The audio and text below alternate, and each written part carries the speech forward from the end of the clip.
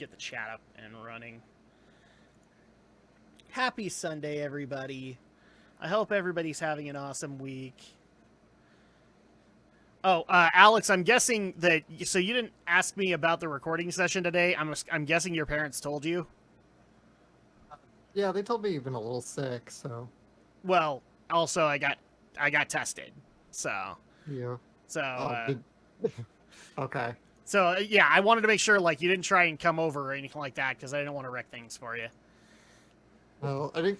Cause I also didn't get any text messages from you, so I also just assumed we weren't doing I anything completely today anyway. forgot, because I was dealing with, like, what the hell do I do? Because I was already feeling like a big jackass with my job. I've had so much crap coming my way from doing my job.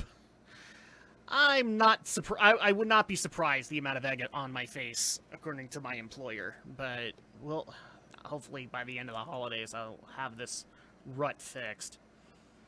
Okay, so it looks like it's up and running. Hopefully you guys can see us / hear us.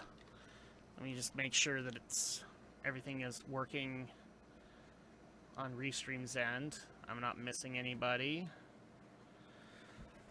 Of course, Twitch is the laggard. It always is. Okay, and hopefully you guys can hear us. Oh, geez, did I? Nope. Nope, you're good. So everybody should still hear you. And if you can't hear them, then you have to say so now. Speak now or forever hold your peace. Ah! There you go. That works for me. Okay. Let me go ahead and close this one down. Are you guys ready to record? Yep, sound speed. Okay. Yep, I'm good. So 3, 2, 1. Okay, here we go. I basically have to set up my office again. God damn it. Okay. There we go. All right.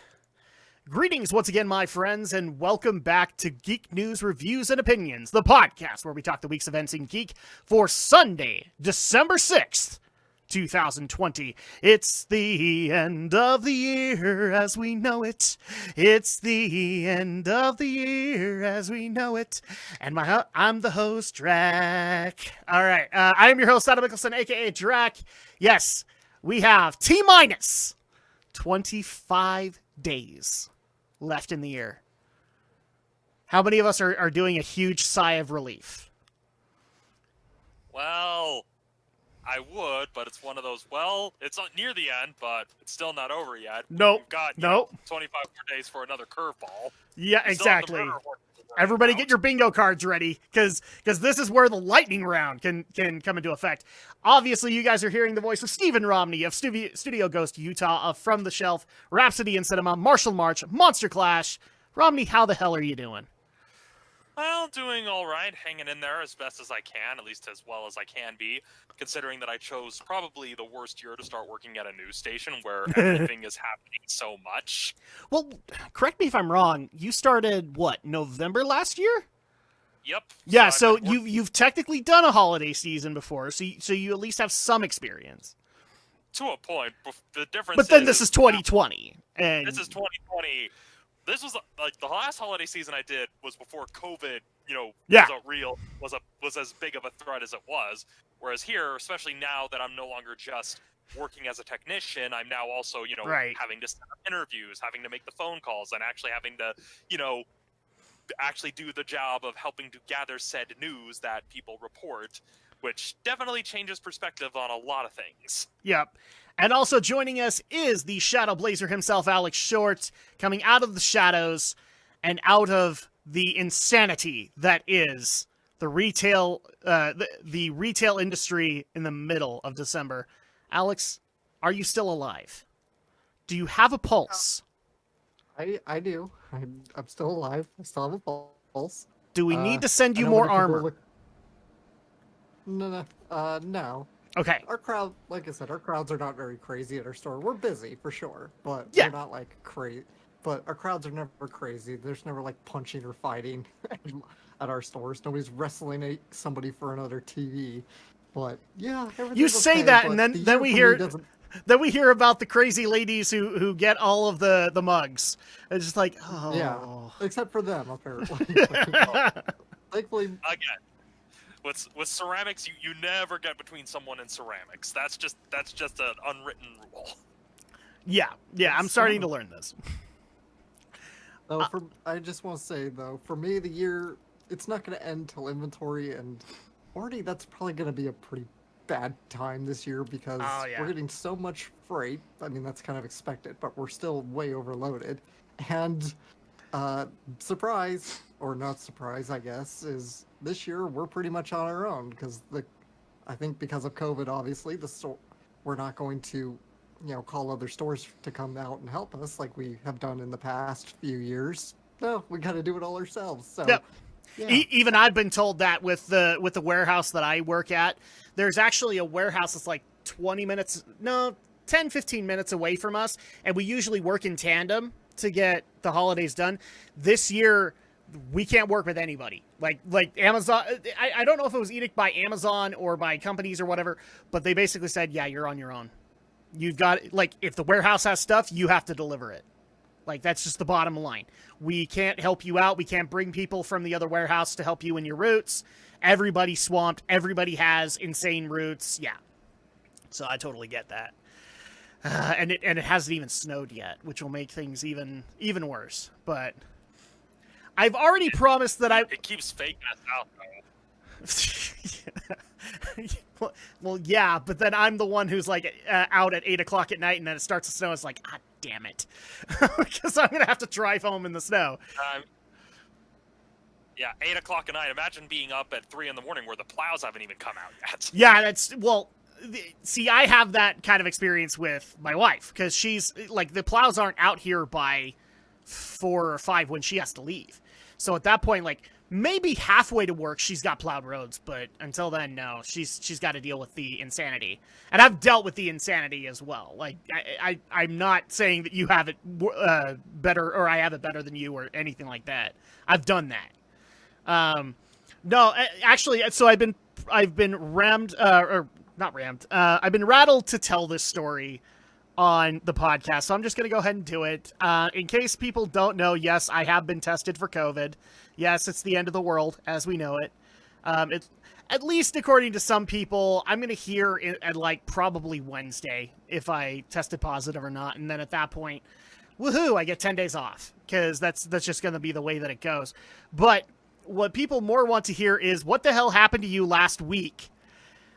So I was out delivering. My usual delivery route is Cottonwood Heights, or Midvale. So you could kind of go up into the Holiday area. You can get some snazzier houses in the upper hills, or you could have some of the lower ones that have really big yards and sometimes farms and businesses that are being run out there.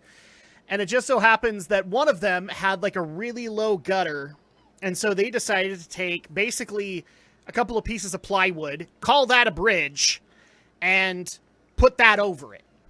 That's the way that people can get there. I drive up in my Amazon van. I'm not the van's not even on this plank. I haven't even seen the plank yet, but it's been out for long enough that moisture has affected it quite heavily. I literally step out to deliver this really light package. It's like one of those tiny little envelopes, and my foot goes through it. And you can only imagine what happened after this. My foot goes through it, ankle twists, knee buckles. 1 second I'm getting out of the van, and the next I'm on the floor going, what the hell, and any other kind of curse utterings that I can make. And yes, of course, it was the bad knee. It was the one that I actually injured. And so, yay, that was a whole other slew of pain to be able to deal with. I guess the question that I have to ask my panel is it official? Am I just freaking unlucky? Sounds like it. Yeah, probably.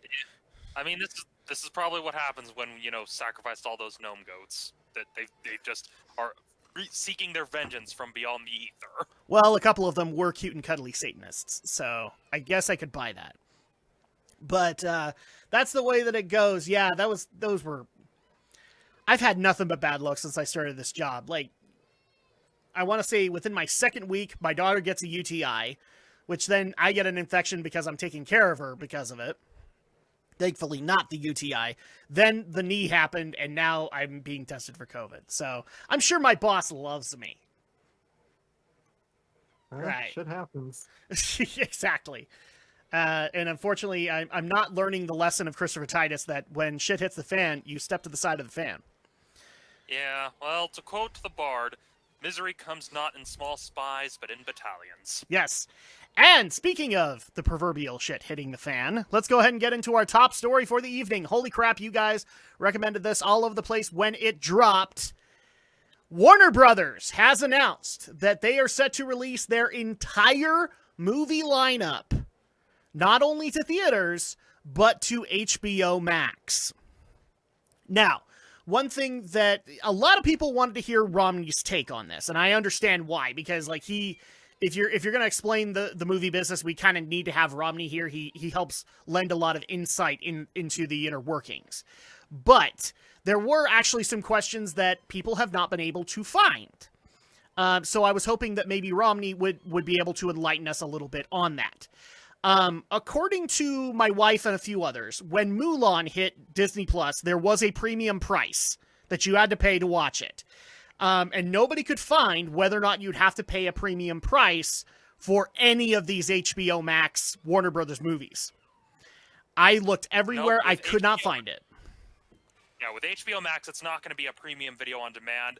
And this is actually something that they're using to kind of try to this is kind of something that they're using as their marketing hook to get more people to sign up, thinking, oh, Disney Plus makes you pay a premium, HBO Max doesn't. And so that's kind of why this is as big a deal, is that if you're an HBO Max subscriber, you will get access to this full slate of movies with your membership. You don't have to pay premium on demand. And that's why it's such a big deal, is that, oh, you can watch these brand new releases, not necessarily for free. You still have to pay for the membership, but if you're a baseline subscriber, you still get it. You still get Wonder Woman. You still get The Matrix 4. You still get the forthcoming DC slate, as well as a lot of these other films, including things like the Snyder Cut, the Suicide Squad cut. I can't remember who did it.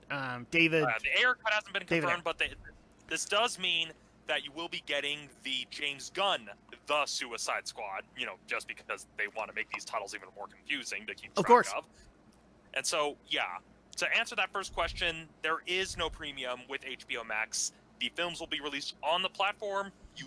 At least based on my knowledge of it, they're not doing the premium video on demanding, and this is specifically to try to undercut Disney Plus with the idea of being, oh, you want to see these brand new releases? We don't charge you a premium. Come sign up for our service. The other question that I want to get into really quick with that is, so some people were bringing multiple articles to me where one says it's the entire film lineup that is going to HBO Max. Others were saying it's just the DC movies and maybe Fantastic Beasts 3 or another exception here. It is the entire movie, the entire movie library, and they will both be coming out on their designated release dates, right? There's not going to be like one comes out a week later. Yeah, it's the entire 2021 slate, so everything they've announced that is slated for release in 2021, they will be releasing it simultaneously on HBO Max and in theaters for areas that are still allowing theaters to be open, because, again, that's going to be a long time before theaters will be able to start running things the way they used to. But yeah, it's a simultaneous release where you can either, if you're an HBO Max subscriber, you get it the same day, but they'll also be releasing it to theaters for a theatrical run at the same time. Yeah. So at that point, yes, it's going to be the exact same day. I've seen those articles saying like, no, the HBO release would be a week later. No, it's all unilateral. Another question is, so Warner Brothers has 2020 releases that are still up in the air. Are they also going to HBO Max? The only one I was able to find in confirmation was Godzilla vs. Kong, which is like the most anticipated one from what I could tell in the remainder of the year. And yes, it is going to HBO Max, even though Netflix, they threw out a lot of money to try and get Godzilla vs. Kong, but HBO Max won it. So yeah, and this is more due to kind of a contractual thing, because Netflix tried to get a lot of money because they did get the rights to funded Godzilla anime. They even have a forthcoming Godzilla anime that is going to be released on Netflix next year, which is why they were trying to get Godzilla vs. Kong on their platform, because of all this other money they had paid to Toho. But because Warner Brothers has the live-action movie rights for the United States for these new films, that's why it's going to HBO Max, is because Warner Brothers has negotiated for that contract. And another film that is also doing the simultaneous release is Wonder Woman 84. Yes. That will also be doing a simultaneous theatrical and HBO Max release. The key thing is that Warner Brothers announced that it would be released on HBO Max simultaneously while also being released in theaters in Europe. And that's the key distinction here, is that for Wonder Woman 84, it's primarily for the US. They're going to primarily push the HBO Max release because theaters are still more or less locked down. They'll still show it in theaters here in the States, just not to the same degree. Warner Brothers is really tailoring a lot of their marketing to the HBO Max release, saying, oh, watch this new Wonder Woman movie from the safety of your own home. And then in Europe, it'll be a case where they'll be pushing a theatrical release in European and Asian countries that are starting to open up in a more productive capacity, for lack of a better term. And then finally, and this is going to be kind of getting into the opinion portion of this, Romney, is this, and I quote, the final nail in the coffin for movie theaters? And this we'll all respond to, but we'll give Romney the first one. I would say it's not the final nail in the coffin. This is a very strong and very effective blow to the movie theater industry, but that's not going to be what kills it. This is just kind of a major upset. Plus, Warner Brothers has said they will still release the films in theaters, so there is still that guarantee that those tentpoles will still be there. It's just a case where Warner Brothers has kind of made it clear, hey, we realize streaming is the way the industry is heading. Yeah. We're going to embrace it rather than fighting to keep these things alive. And I get the feeling this is probably in large part in response to a lot of the demands from directors like Patsy Jenkins and more specifically Christopher Nolan, who very much were pushing for their films to be released only in theaters. Christopher Nolan especially pushing for Tenet to have an only theatrical release. But as Warner Brothers kind of realizes that, hey, doing this in the middle of a global pandemic is not a wise move financially. No. And so they realized, hey, rather than, chiming in with these filmmakers who are, resisting it, we're just going to embrace that streaming is the future of the industry, whether we like it or not. Disney's ahead of the curve on this. We may as well try to undercut them in whatever way we can. But that doesn't necessarily mean that this is going to kill all movie theaters unilaterally. I mean, will the mom and pop theaters suffer? Well, likely. But then again, those have been more or less on the way out for the past number of years, even before the pandemic. I mean, if you go to any... As we said last episode, it's going to depend on whether or not these theaters can adapt. Because the mom and pop franchises probably won't be able to do it. Whereas people like Cinemark or Regal Cinemas or locally for us, Megaplex theaters, they will probably be able to adapt to some extent. But here's the thing. Are they going to get the numbers that, like, the amount of money that they were getting when the movie industry was at its peak? Probably not. They're going to have to find other ways to survive, and it probably will be, like, through just earning ends meet kind of thing. Yeah. Plus, another thing to consider is that although this is Warner Brothers making this decision, and although Disney is starting to make a push towards Disney Plus, at this point, they're still not the only game in town. You still have other, although they still put out kind of AAA releases, they're not as big, where you still have companies like Lionsgate, for example, and Paramount. Although Paramount has kind of cut some deals with Netflix, those two studios will still likely be trying to funnel some releases to the theaters, just in a limited capacity. I know, especially with the rumblings of the forthcoming Hunger Games prequel novel being adapted into a film, Lionsgate is definitely going to want to jump on that. But then you've also got Paramount with a few of its franchises that it's got on the back burner that they're trying to push for. And so there will still be some major studios trying to carve their way in, because, I mean, Paramount, Lionsgate, Universal, they don't necessarily have a lot of the same app connections that Disney and Warner Brothers do. Universal has it somewhat with Peacock, but Peacock is tailored more towards television rather than films.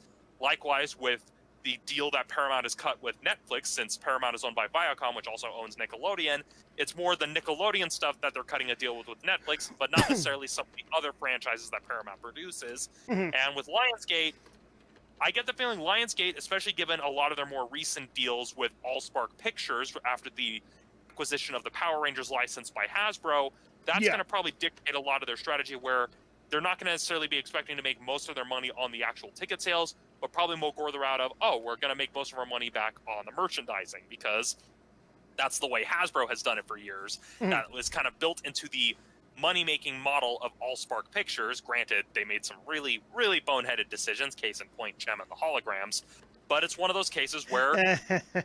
that reminds me, we have another story we might need to talk about in the future, in case you haven't heard. That director got another job. Well... I'm not saying it's related to this, but that director got another job. I can't remember off the top of my head what it was, but I think it was a Disney one.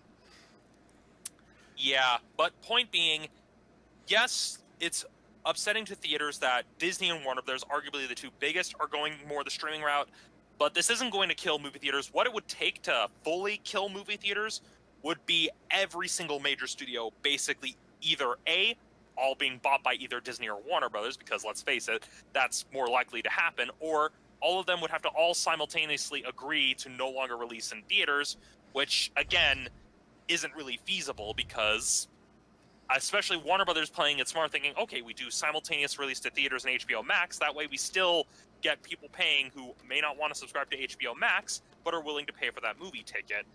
And plus, there's also the indie side of things, as well as the import side of things and the limited engagement sort of things that we've talked about ad nauseum when discussing this topic. This is a major blow to movie theaters, but this isn't going to be what kills them. What would kill movie theaters would have to be, effectively, honestly, I don't think that movie theaters are really ever going to go away, much in the same way that we still have books, we still have comics, we still have radio. It's a case of, there will still be a demand. It just, they may not necessarily have The change that we're more talking about is that they're going to probably have to adopt more of the local scene. And I honestly think that that's the way to be able to do it. Like, you can, the way that we were talking about it is, if there's a big concert, you can have overflow in your theater, or you can host regular events. I know that Megaplex has looked into things like Smash tournaments, to be able to do on those big screens. Now, granted, right now, the prices that they're offering are pretty steep, but they are looking into it. And that's probably what would have to happen. But basically, you would be, for lack of a better term, the local theater that would do the stage plays kind of thing, except in this case, it would be digital stuff. So that's basically what you can look forward to there. Yeah, either they'd be doing the local stuff, or they'd be going more the Fathom event routes, where they have theatrical releases, but they're in very limited engagements at much higher ticket prices. I mean, the most recent one, I was tempted to go to it, but, because COVID, I didn't want to risk it, was how they were screening the CGI Lupin the Third film, and it would be something like, oh, we're only showing this film for 2 days, and each ticket costs $20, because we're only showing this for 2 days, and we need to make as much money as we can. And so that could also be the route that I could see them going. I could even see maybe studios going the more prestige picture route, thinking, okay, well, because although whether or not the Academy will still keep this rule after everything that has happened, because I know they've made some changes for the forthcoming Oscars where they're allowing streaming films to qualify. If the Academy is still going to have you need a theatrical release to qualify for the Oscars, I can see that being one of the things that keeps movie theaters open, is that weird little rule after the pandemic is all over and done with, where it's like, okay, we're going to, reinstate this rule that if you want to qualify for the Oscars, you have to have had a theatrical release in some way, shape, or form at a qualifying theater during a qualifying time period. Again, there's been the massive debate between the old guard and the new guard about whether or not that rule is even necessary in this day and age. Of course, that also boils down to the whole idea of, are the Academy Awards even relevant in this day and age? Because they haven't been for the past number of years. I mean, I always ask the same thing. How many lines of dialogue can you remember from Annie Hall? Yeah, well, and this upcoming Oscars, I have some serious issues, but we'll get there when we get there. Alex, give me your opinion on this. Like, what's your take on HBO Max and Warner Brothers working out this deal? Is it like we just had asked with Romney? Is it the final nail in the coffin for movie theaters? Final nail, maybe not, but I think it is going to kill off a lot of movie theaters out there. You're right, there's going to be some that are going to be adaptable, but those are going to be the theaters that already have that kind of infrastructure and space in place, like the like the Miller Complex with the Megaplex here in the Salt Lake City area, those movie theaters were already kind of like doubling as both movie theaters and restaurants and entertainment venues. Others, I don't know how they're going to survive. I mean, maybe AMC because it's a big corporation after all. Yeah, AMC, Regal, Cinemark, they'll be fine. But if you have like the one that actually comes to my mind is like because the Tower is locally owned, right? So yeah, the Tower. Tower and Broadway, those, to kind of explain for people, those are some locally run theaters. That's run by a nonprofit called the Salt Lake Film Society, and they're caters exclusively to independent cinema. They're very much a niche sort of thing. They're not going to be as affected by this because they've always operated under, they kind of do the PBS thing where they rely on donors, keeping them afloat, but they cater exclusively. But what I'm saying is, to the size that they have, that's going to be what gets affected. And there are a lot of mom and pop theaters that are that size. I already know, like, if the Draper and Sandy theaters were open to this day, they would have instantly gone under by this concept. They already went under, but they would have because this would have killed them. Yeah, there was a theater that I used to go to back when I was a film critic before it, it was weird. I couldn't decide if it wanted to be a dollar theater or a regular theater because it kept waffling back and forth. Yeah. And finally it just closed down, and now it's a Texas Roadhouse Steakhouse, which was built across the street from another Texas Roadhouse Steakhouse. That's the logic we live in today. It really is. It really is. It's weird. Yeah, like, it literally, it was both sad but made me laugh. I'm just like, oh, so they built another Texas Roadhouse across the street from a Texas Roadhouse. But from what I did learn later on, it wasn't so much they built a new one, it was that, the people at Texas Roadhouse wanted to move across the street, so they just built a new one and moved everything over. Yeah, that makes sense, because we've seen that happen locally, too.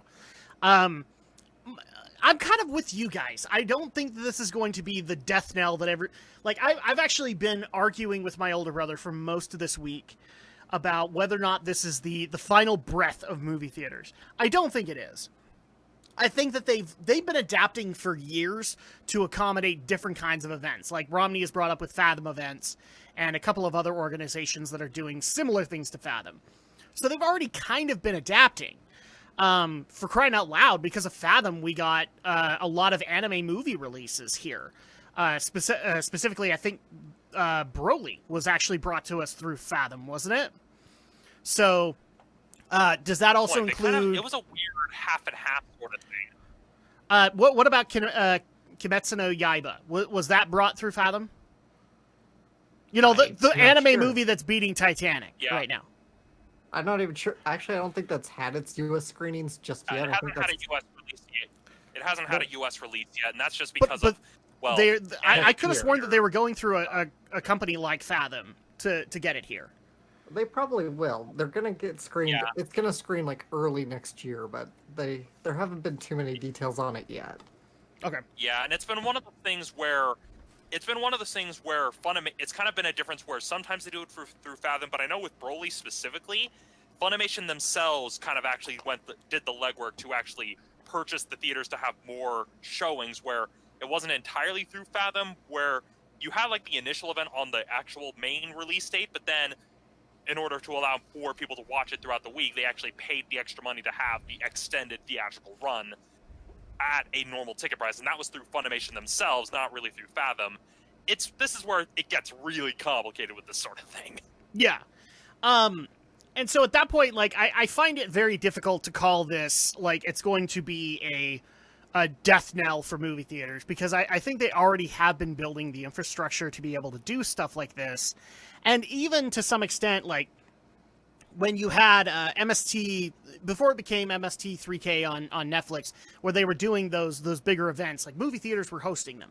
So at that point, like, they're adapting to this particular formula, and that will help them stay afloat. Will they be earning the money that they did before? No. And that's the thing that I want to emphasize to people. No, they won't. They will not. They will basically be earning ends meet at this point. And look, for companies like Larry Miller locally to us, that might be a problem. They might want to sell off Megaplex. but that's just going to be how they survive from there on in. And also getting additional ticket revenue from whatever films that they can get their hands on. Kind of thing. So that being said, is there anything else we can add into this? Another good question that I want to ask personally is the backlog going to HBO Max. So, like, is Warner Brothers backlog specifically all going to HBO Max? And so, like, if they have stuff on Amazon, it goes away. Well, I can see that happening after a certain point, where they may do what Disney did with the stuff that was on Netflix, where it'd be a case of, okay, we'll honor these outstanding contracts with these other streaming services, but then they'll just simply choose not to renew them. Or if they do have stuff that's available on other platforms, it'll be in very limited capacities, because you can still watch some of the Marvel movies on Netflix, for example, because of those outstanding agreements. So it's not going to be like, oh, they're going to suddenly pull everything. It's just going to be more like, okay, we have these agreements in place. We're just going to let them run out and just choose not to renew these agreements. And once those agreements expire, then we'll pull it onto HBO Max. Because what I'm more interested in is the DC animated movies. Because I like the fact that you can get them on Netflix, on Amazon, and usually, like, some of them are old enough that you're going to get them for free, regardless. And I like being able to watch things like Batman Bad Blood, or Justice League versus Teen Titans. And so that's why I was kind of wondering, okay, I could see the new ones going to HBO specifically, but I don't know about the old ones, and that would suck if they went there too, because there's a lot of really good animated movies in there. I mean, granted, I have debated getting HBO Max because of this, but I'm not entirely sold there. I'm not there yet, because I can wait until. Go ahead. Sorry. Especially considering that Warner Brothers has cut deals with other services like Hulu. Case in point, the Animaniacs reboot. Yeah. That was partially funded by Hulu, but produced by Warner Brothers, and so it's one of those cases where some of those films will still have those outstanding agreements. Especially given that there's also the rumor of the forthcoming live-action Mortal Kombat that Warner Brothers has in the works. Yep. It's one of those things where... And supposedly another animated Mortal Kombat movie, even though Scorpion's Revenge did not do well. Well, it may not have done well critically, but it may have done well enough financially, and that's the key distinction. That's true, yeah. All right, so final thoughts on this one. I think we pretty much covered everything that a lot of people had concerns about. Yes, it does suck, but this is just what they're going to have to do from here on in. I will say one of the reasons I have considered not going into that is because, you know, as much as my wife is excited about Fantastic Beasts 3, we were both very sad to hear that Johnny Depp got kicked off of that and Mads Mikkelsen replaced him. So it's just like, okay, well, maybe we don't want to support that, but we do want to see Wonder Woman. Well, so. Yeah, I mean, really? What was that? Oh, I didn't hear that. I heard Johnny Depp got booted from Fantastic Yeah, Mads Mikkelsen is officially replacing him. Yeah, I mean, I've never really had an interest, but that's just because, well, J.K. Rowling is also not a very particularly good human being, and I do not necessarily want to support her work, and so it's kind of one of those... That's just one more reason on top of the multitudes of reasons why people shouldn't really be supporting anything Harry Potter related going forward, but that's a whole separate discussion for a whole separate episode. Yes, and you would never convince my wife of that, because she is a Harry Potter through and through. She bleeds the four houses, all right? It's just the way it goes. Yeah. But she doesn't care about all this stuff. She just cares that, oh, this is a cool movie. All right, so let's go ahead and move on into the next episode, or not episode, next story. Jiminy Christmas. It's one of those days for me. All right, and Alex, you actually found this. So Square Enix, it was actually the first to step up to put this into play, but they are now offering a permanent work-from-home program in light of events that happened during 2020. Would you like to explain a lot of this? Yeah, I mean, it's pretty self-explanatory. So Square Enix in Japan, they're letting their employees who want to, it looks like for at least now, or at least permanently going forward, hopefully, they're going to let their employees who want to work at home. So instead of having to commute to the office every day, which, I mean, in Japan, probably not that big of a trouble, but I can get it anyway. So but if you consider like Square Enix in the US, that might be a worthwhile thing. Certainly. And yeah, and I think looks like Square Enix so far is looking to be the real big pioneer in this by letting their employees kind of opt into a work at home program. Which, yep. I mean, besides just commute issues, I mean, I think this is great on a number of reasons because, well, Tokyo is a big and expensive city to live in, especially if you're probably a first-year entry-level game designer.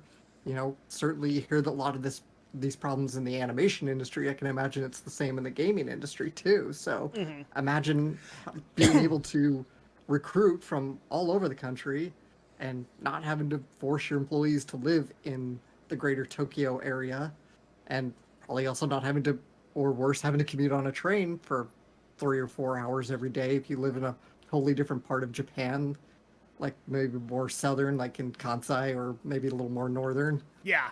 You know, so definitely. Yeah, I think this is great. I like to see more gaming companies in Japan and the US do this, because certainly in the US, where a lot of game companies are based in like California and housing's expensive out there, so now correct me if I'm wrong, Alex. There everything I've read on this is that they do have requirements for it because of the pandemic right now. Right. They have said that they would consider this as a permanent solution, but right now there are requirements that are based around the COVID pandemic. So you do have to meet those things. So like you brought up the entry-level employee. I think if they were local there, they probably wouldn't qualify for that unless they had like an outstanding medical condition or something like that, right?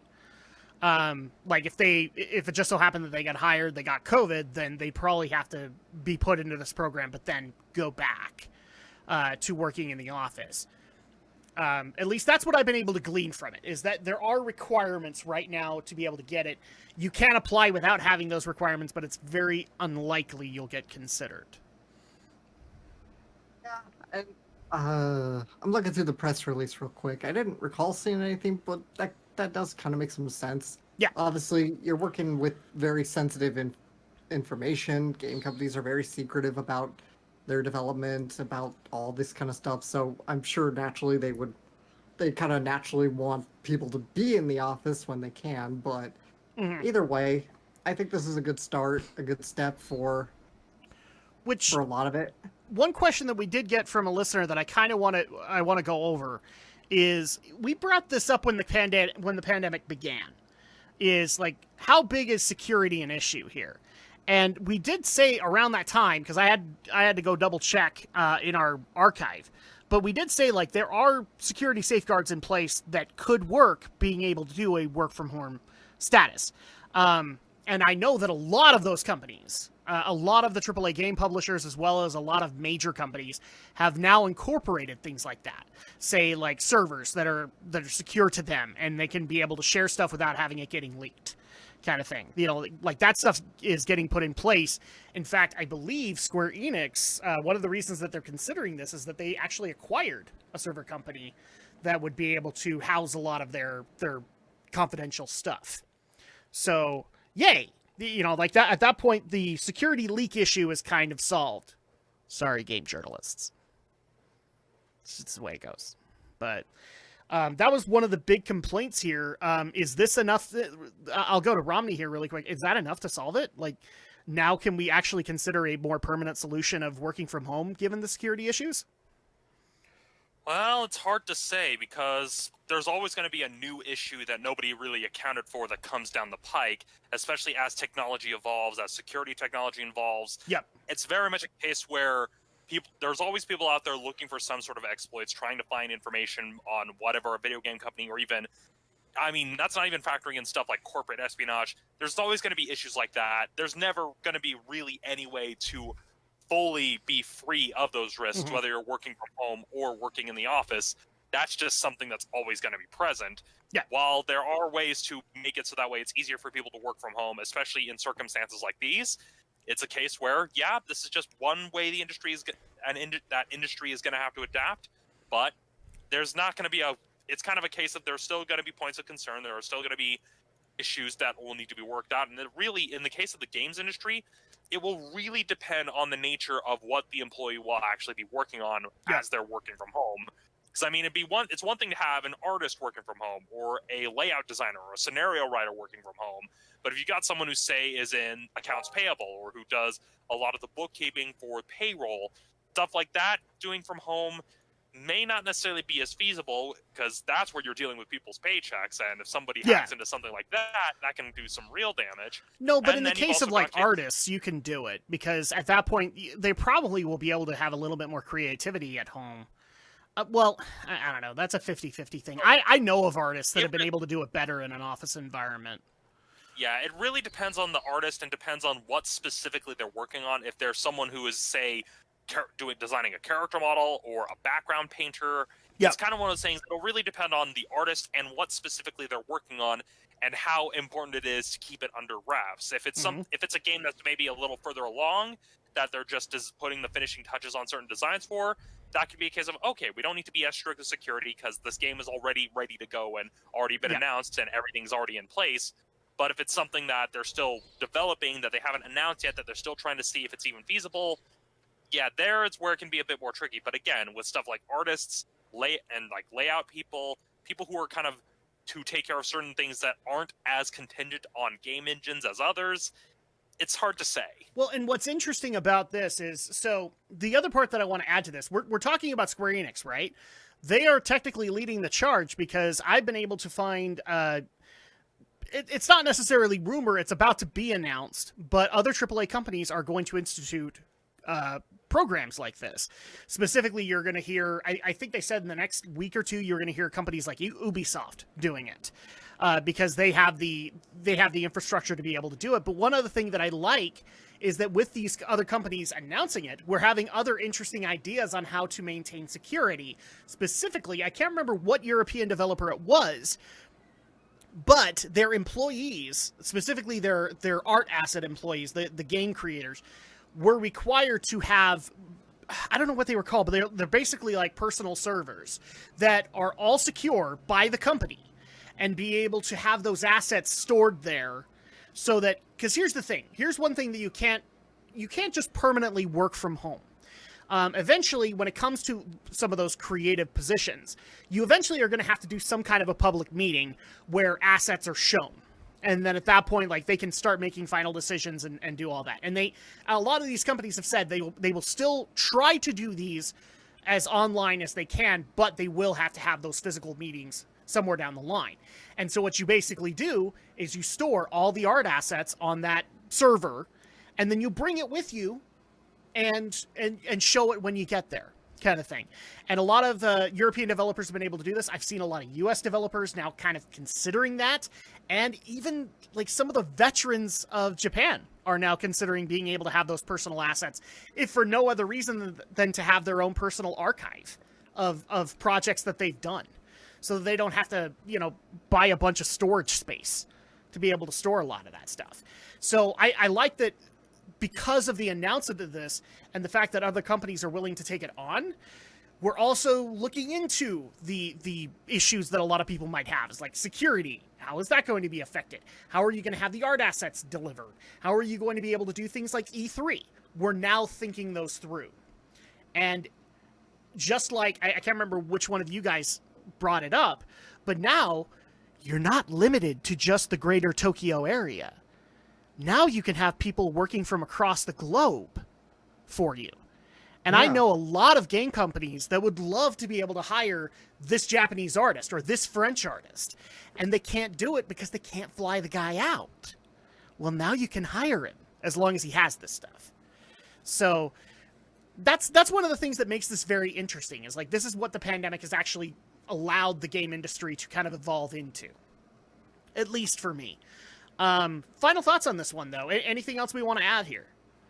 On top of that, now you don't have to worry too much about maintaining like a dozen different regional or branch offices. Nope. For different, this is something you'll see a lot in Japanese animation. I don't know much about video games. I'm certain there's video game examples too, but it's like, okay, an animation studio might have a studio in one part of say Tokyo that's dedicated solely to their animation wing, their drawing, their designing, and all that.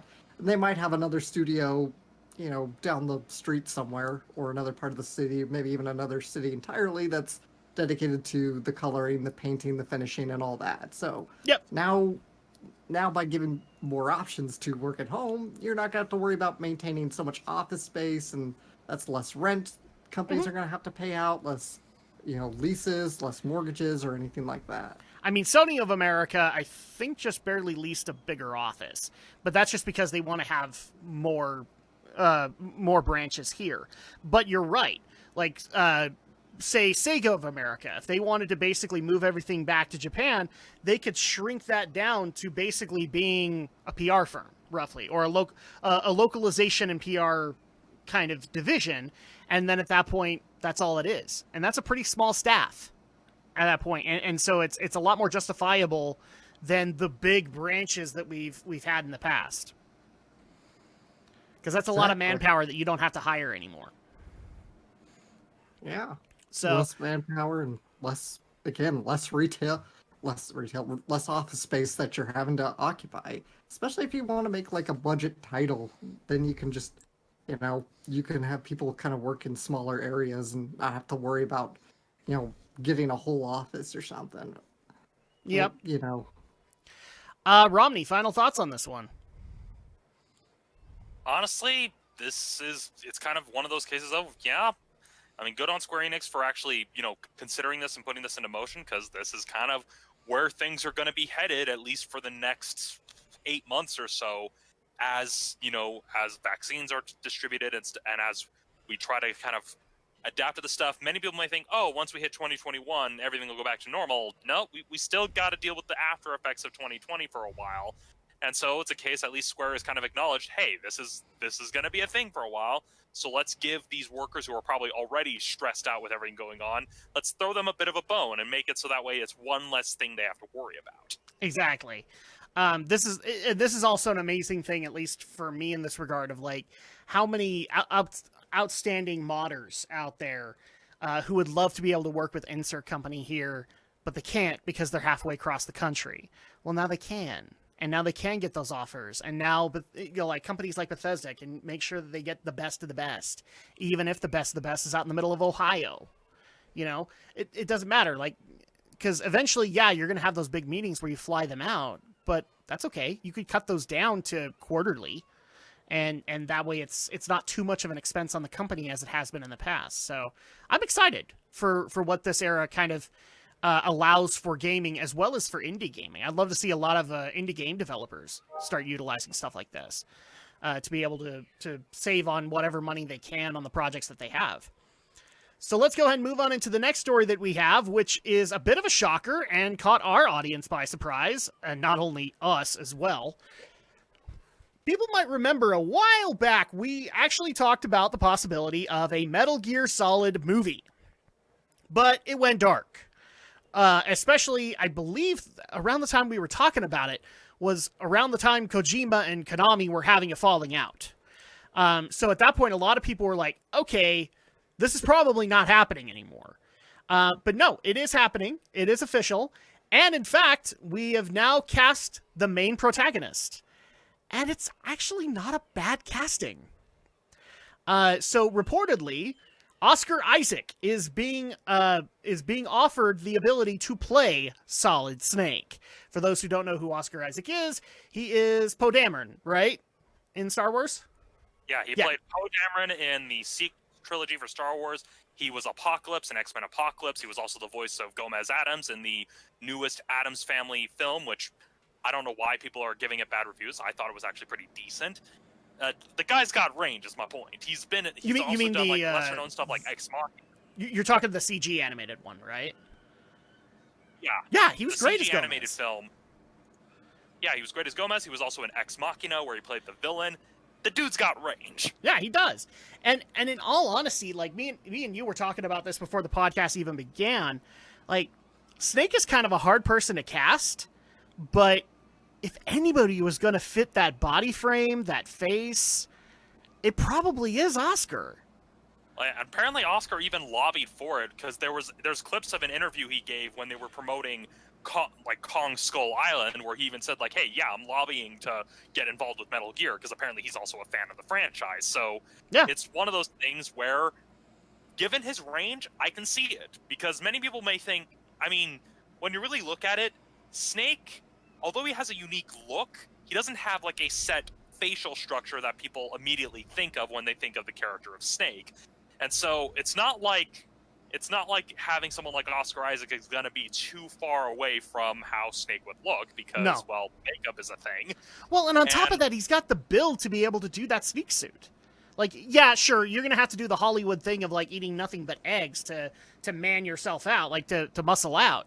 But he's still got the sleek enough build to be able to do the sneak suit.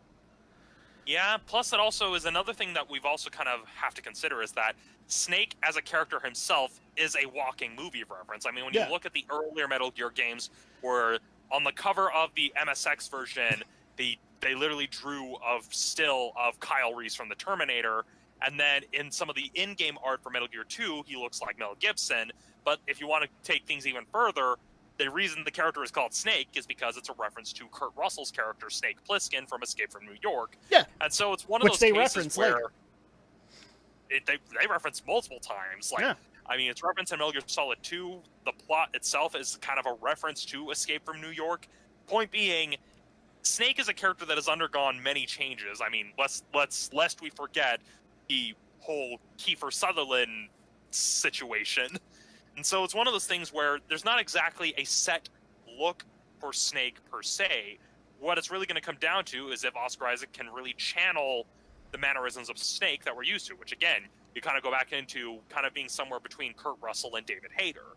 Mm-hmm. And honestly, another thing that we also have to consider is, which version of Snake are we going to see? We know the film's called Metal Gear Solid, but that doesn't necessarily mean that they're going to be starting at Shadow Moses, because you still have the Outer Heaven Uprising and the Zanzibar Land incident that were the bases for Metal Gears 1 and 2, which, at least in my opinion, as someone who is a fan of the series, they are a huge, important component of Solid Snake's backstory that you really need to show in some capacity in order for Metal Gear Solid to make any real sense. I will say this.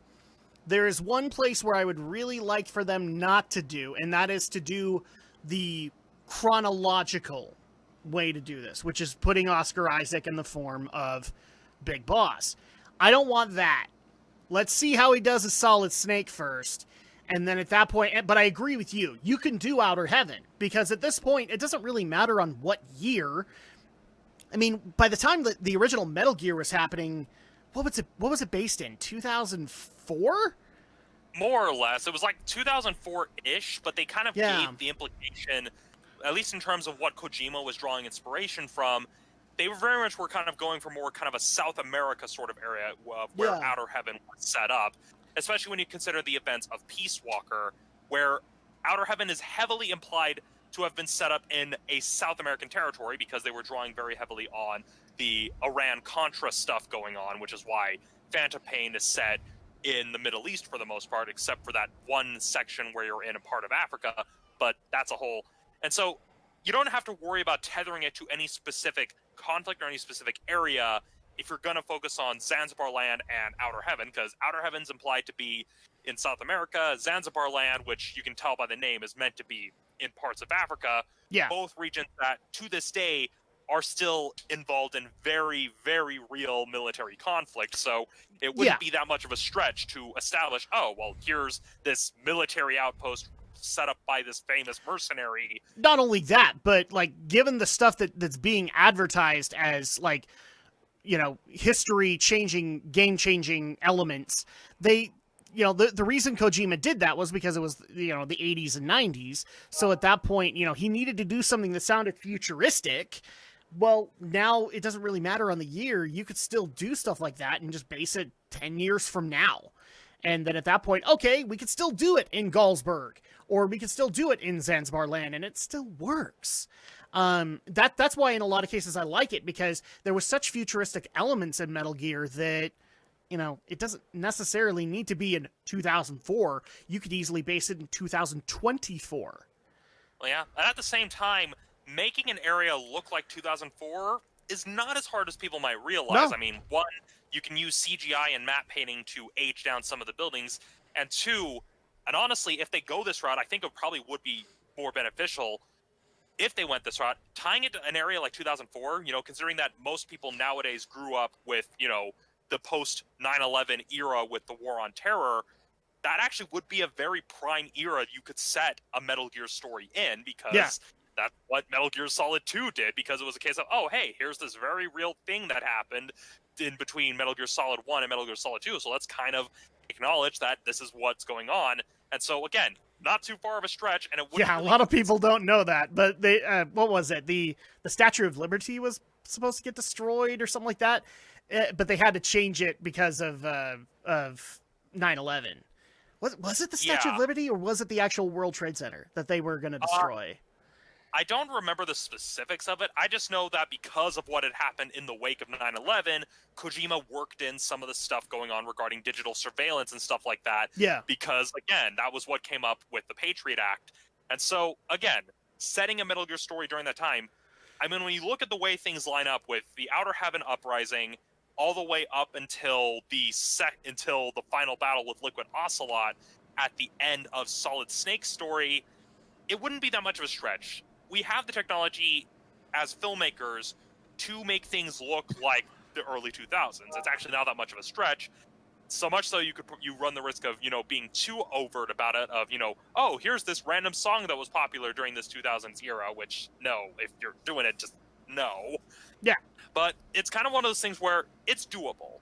And that's also why I agree with you. Trying to have Oscar Isaac playing Big Boss wouldn't necessarily work the same way, because... And I'm not saying Kiefer should do it either. No. Don't worry about... I get with Solid Snake, he's so iconic, you do need to actually fulfill that. But this is, to a person who's walking into Metal Gear brand spanking new, they don't know who Big Boss is. You can have tons of people cast it as him. All you have to do is look for an old soldier type kind of thing. Honestly, if Kojima had his way, I can imagine that he would probably lobby for them to approach Kurt Russell and have Kurt Russell probably, Boss. And Kurt might be willing to do it. Yeah, and I mean, another good choice, and this was a choice that people speculated before this movie was even greenlit, and people have actually made some pretty compelling arguments. Another actor that could play Big Boss, Viggo Mortensen. Because when you really look at his facial style and everything... Stop it, Ron. Stop it. Stop making my mind run rampant. Stop it. Well, I will simply end with this. Someone made the argument pretty clear when they actually did a Photoshop manipulation, because people were...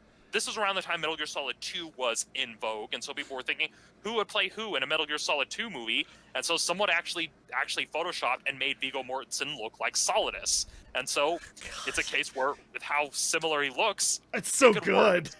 It's actually really good, in my opinion. And so... Because I could totally see him going that's it. Good. Time to put the gun away. It's that'd be great. And I'm pretty sure, given that Viggo Mortensen himself has very much been anti-war, and given that the Metal Gear series is very much an anti-war message behind it, I'm sure he would agree to do it. I have to see if I could find this. So let's see if we can... let's actually see if we can find an aged-down Viggo Mortensen who looks like Solidus. And Alex is sitting here going, who the fuck are you talking about? So Alex, give your thoughts really quick. Oscar Isaac as Solid Snake. I know him to be a really solid, capable actor, so I think it's... I see the pun you did there. So I didn't actually mean to do that, so that was an accident, so there you go. I know Oscar Isaac to be a really good actor, capable actor, so I'm sure he'll be a good fit. It's sort of I'll believe it when I see it, because these movies tend to linger in development hell forever and a day. So, yeah, we'll see. Oh, here it is. Okay, so let me share my screen really quick, and we'll see how this goes. Alex will be confused, but it's okay. It's okay, because we can all enjoy this together. It'll be all right. So let's see. Let's just put it up here. You guys get to see my messy other monitor while I run everything proper. Okay, so this is supposedly the picture that they did of where they edited Viggo Mortensen, or at least tried to do something resembling Solidus. That's It's actually pretty good. That's a pretty good big boss right there. Yeah, and so if Kurt says no, well, I'm sure that Vigo would be another good choice. Vigo, there's a lot of there's a lot of actors that would be able to play the role of Big Boss pretty well. And so it's one of those cases where you don't necessarily have to anchor it in being, oh, it has to look exactly like Oscar Isaac for the whole cloning thing, which, again, we don't even know how closely the film's going to hew to it. And even then, it's one of those things where, yeah, there's the whole cloning thing aspect of it, but you don't have to be super faithful to it. No. Because you're not exactly making Gemini Man here. Look, I love Hideo Kojima, but he loves utilizing stuff like this because it sounds cool. And so at that point, like, I love people who try to sit there and go, well, how are Solid and Liquid twins? Because the way that they've been painted is they don't look anything like each other. And that's kind of the thing, is that they don't have to. All they have to do is, all we have to say is, like, they match each other's DNA. Well, and it really comes down to one simple thing, which if anybody paid attention in biology class in either junior high or high school, you would know this. Dominant traits versus recessive traits. Which the whole Liquid is based off of. At least that's the implication. Is the idea is that one clone got all of the dominant traits and one clone got all of the recessive traits. Yeah. And so it's kind of a case of that's why they wouldn't necessarily look alike. And also could be argued why if you have Kurt Russell or Viggo Mortensen or whoever playing Big Boss, you could then extrapolate of, okay, maybe this is why Oscar Isaac's Solid Snake may not necessarily look like so-and-so's Big Boss for the very same reason. Because it's not like it was a carbon copy cloning process.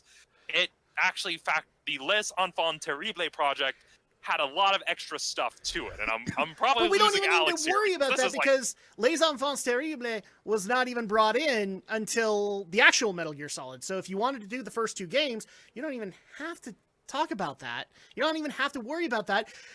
You could go work on it. And that's why it's awesome. So I actually did get a message that apparently we need to discuss the actual story of the Metal Gear Solid movie, which is not Oscar Isaac being Solid Snake. It is how David Hayter will cameo in the Metal Gear Solid movie.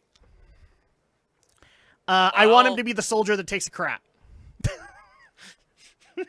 Well, I mean, considering, and again, this depends on if this film's successful, if they're going to follow all of Snake's subsequent adventures, considering the soldier taking a crap that's in the first Metal Gear Solid actually becomes a major character in Metal Gear Solid 4. Yes.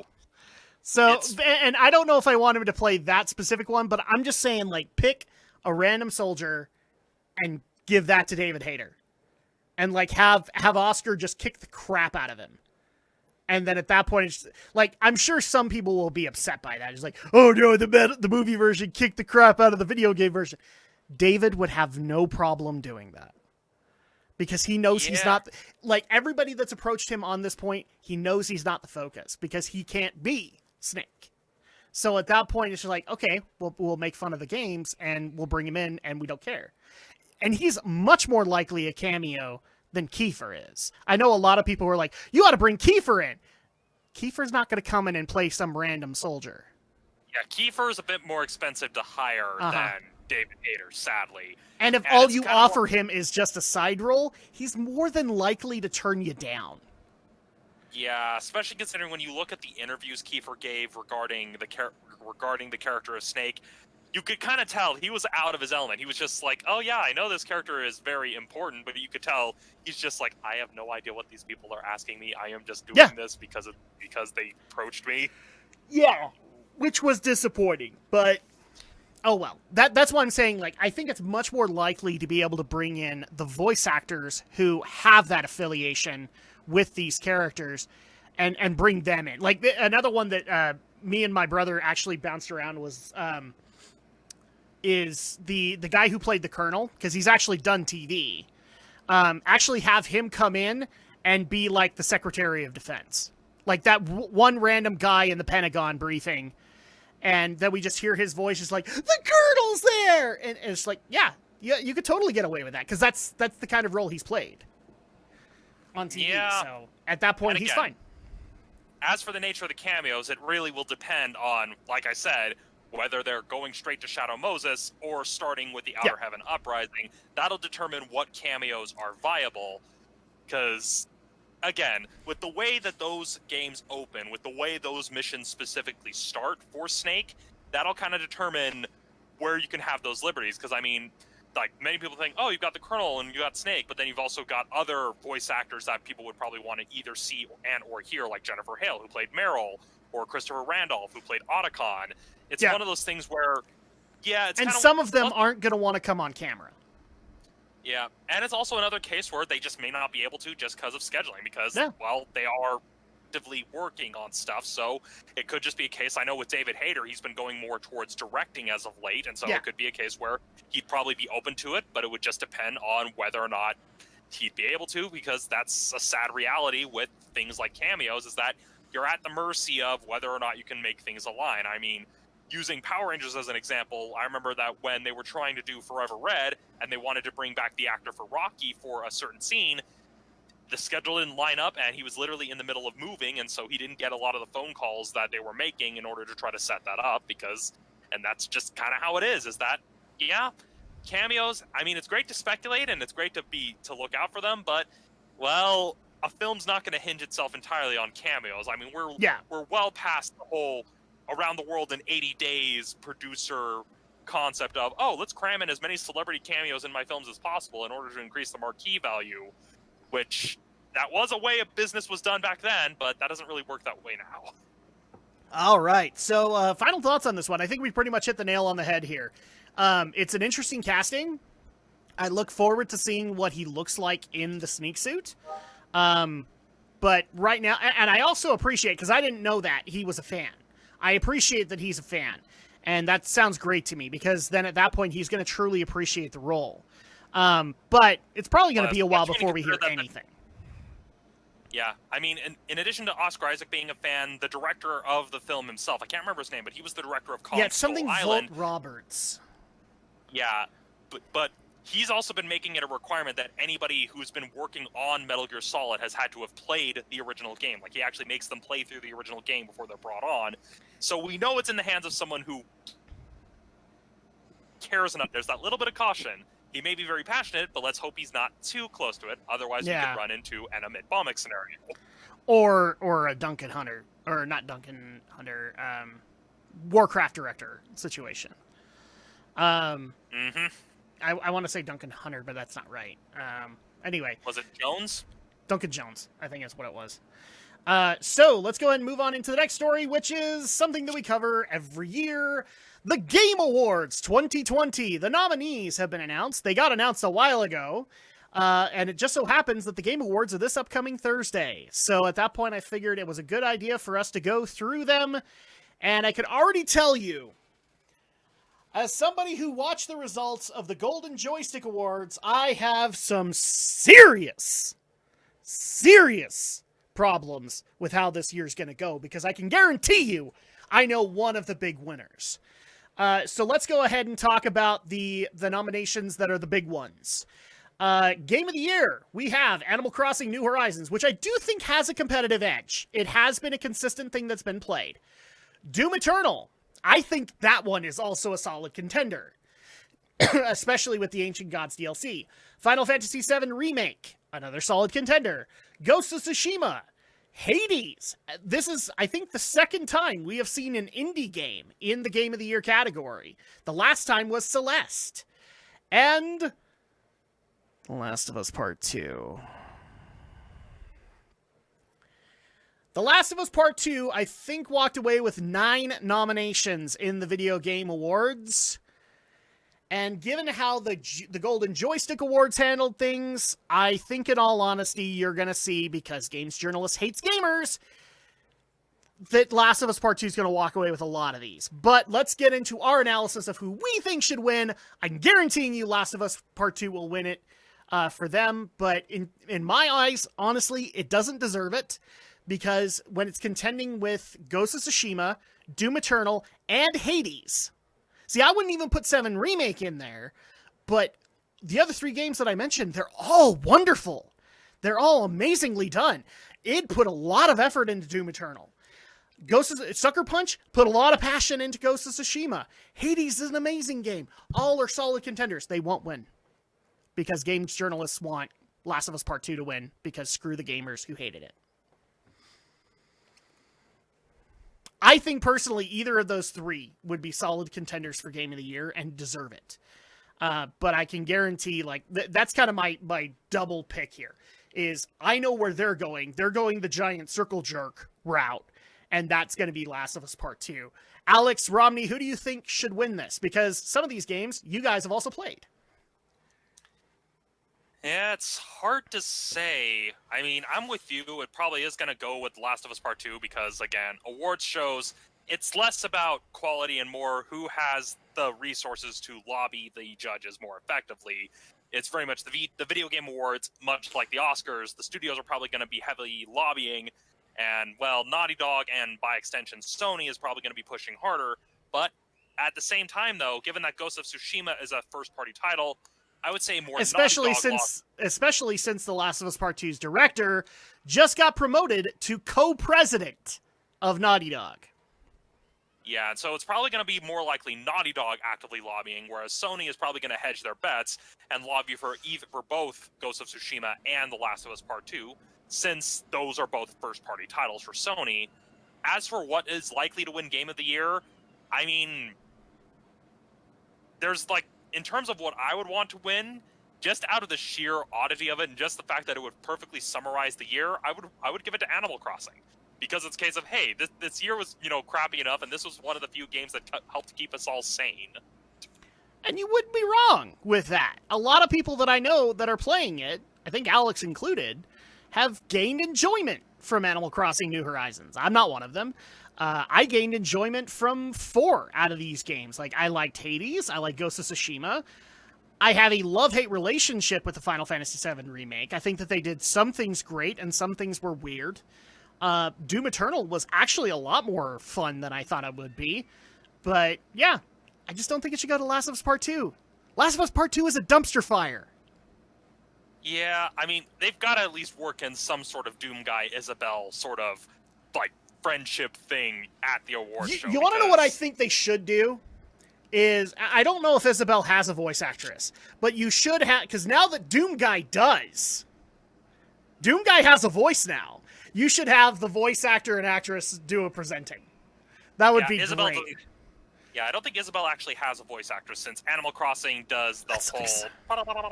Yeah, thing. that sucks. Yeah. But, I mean, the closest thing I should see is, like, they should at least, like, if not, like, the voice actor for the Doom Guy, maybe have someone wearing, like, the Doom armor, but then he has, like, an Isabelle t-shirt. All right. Alex, who do you think should win? I don't really have a strong opinion, because the only one I played of the games is Animal Crossing, and it's very nice.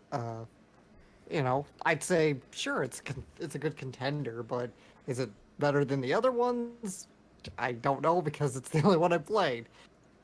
You'll have to also remind me, I can't remember, is the Game Awards voted on by the general public, or is it a judge? That's the premise. That's what Jeff Keighley wants it to be, but I don't know if that's been the case the last few years. I really don't, because in a lot of cases, I just don't see a majority of the gaming audience voting for Last of Us Part 2, and it's gonna win. I actually see them probably voting in the vein of either FF7 Remake or Ghost of Tsushima. Because even the Doom Eternal fans love Ghosts. So at that point, like, I could see that going to them, but I can guarantee you that I don't think that system works the way that it should, and it's gonna get rigged. That's my opinion. I can't back it up, but the way that I understand the Game Awards is that it is voted by gamers. It is voted by the public. Well, I don't see that happening because games journalists are basically going to shove Last of Us Part 2 down gamers' throats. So that's just going to be the way that it goes. And for all the people who are going to be like, you didn't even play it. I played it. You guys can go see my stream. It's a fucking dumpster fire. It absolutely is. Looking at the description on Wikipedia for the Game Awards, it is a case where it's industry experts that are brought in. It's a panel, an advisory committee, technically, of industry experts that basically decide which ones that win. And it's basically a blended vote, actually, where it's a blended vote between the voting jury and public fan voting with a 90-10 sort of split, where 90% of the votes are decided by the voting jury of industry experts, with the remaining 10% of fan votes being voted by fans on social media. Yeah. It's going to be Last of Us Part 2. I kind of have to agree with you, Adam. I think it is going to be Last of Us Part 2 that'll actually be and it the shouldn't, winner. and it doesn't deserve it. It doesn't deserve it in the slightest. This is one of the things that really irritates me, is that Sucker Punch, another Sony studio, who's been working their butts off longer, technically, than Last of Us Part 2, and they're going to get snubbed, even though, critically, their game did better. Sales-wise, their game did better. But they're going to get snubbed because Sony's behind social justice, which is basically what's behind a lot of the hype of Last of Us Part 2. Whether you like it or not, that's a lot of the hype. So, go ahead, Romney. Yeah, like, looking at it, it's probably, like, I can see Last of Us Part 2 getting Game of the Year, but then I can see Ghost of Tsushima taking away Best Action Game of the Year. Kind of the consolation prize, where, like, we give the main big one to Last of Us Part 2, but then we give Ghost of Tsushima one of the lesser-known awards. Probably. Let's go into the next award here, Best Narrative, which has the nominees of 13 Sentinels, Aegis Rim, Final Fantasy VII Remake, Ghosts of Tsushima, Hades, and The Last of Us Part 2. Last of Us Part 2! It's going to win. Yeah, Again, Ghosts or 7 Remake should get it, but... I would argue against the 7 remake just by virtue of the fact that it is a remake of an existing game. It's one of those, I couldn't tell. Yeah, it's kind of one of those.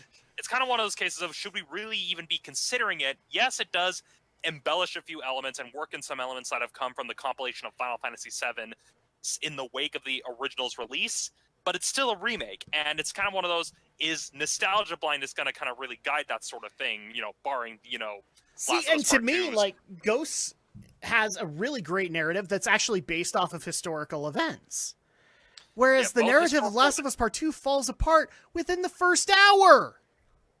Yeah, and that's really also what it comes down to, because with Best Narrative, it's kind of one of those, which tells the better story and which one tells the story in a better way. It's kind of one of those things where a story may sound really good on paper, but when you're trying to tell it as a video game, from what I've seen, Ghost of Tsushima kind of understands how to tell its story through the gameplay mechanics and actually as a game.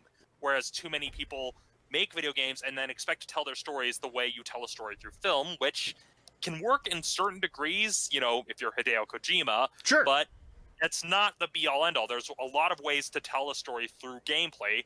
And from what I've seen of Ghost of Tsushima, it does that really well through its gameplay, especially when you consider that struggle where, you can go up and challenge people and do the whole honorable, open challenge against these fighters, or you can be the dishonorable, sneaky assassin, which is very much something the main character has to wrestle with as part of the story. Yeah, exactly, and that's why I like a lot of it.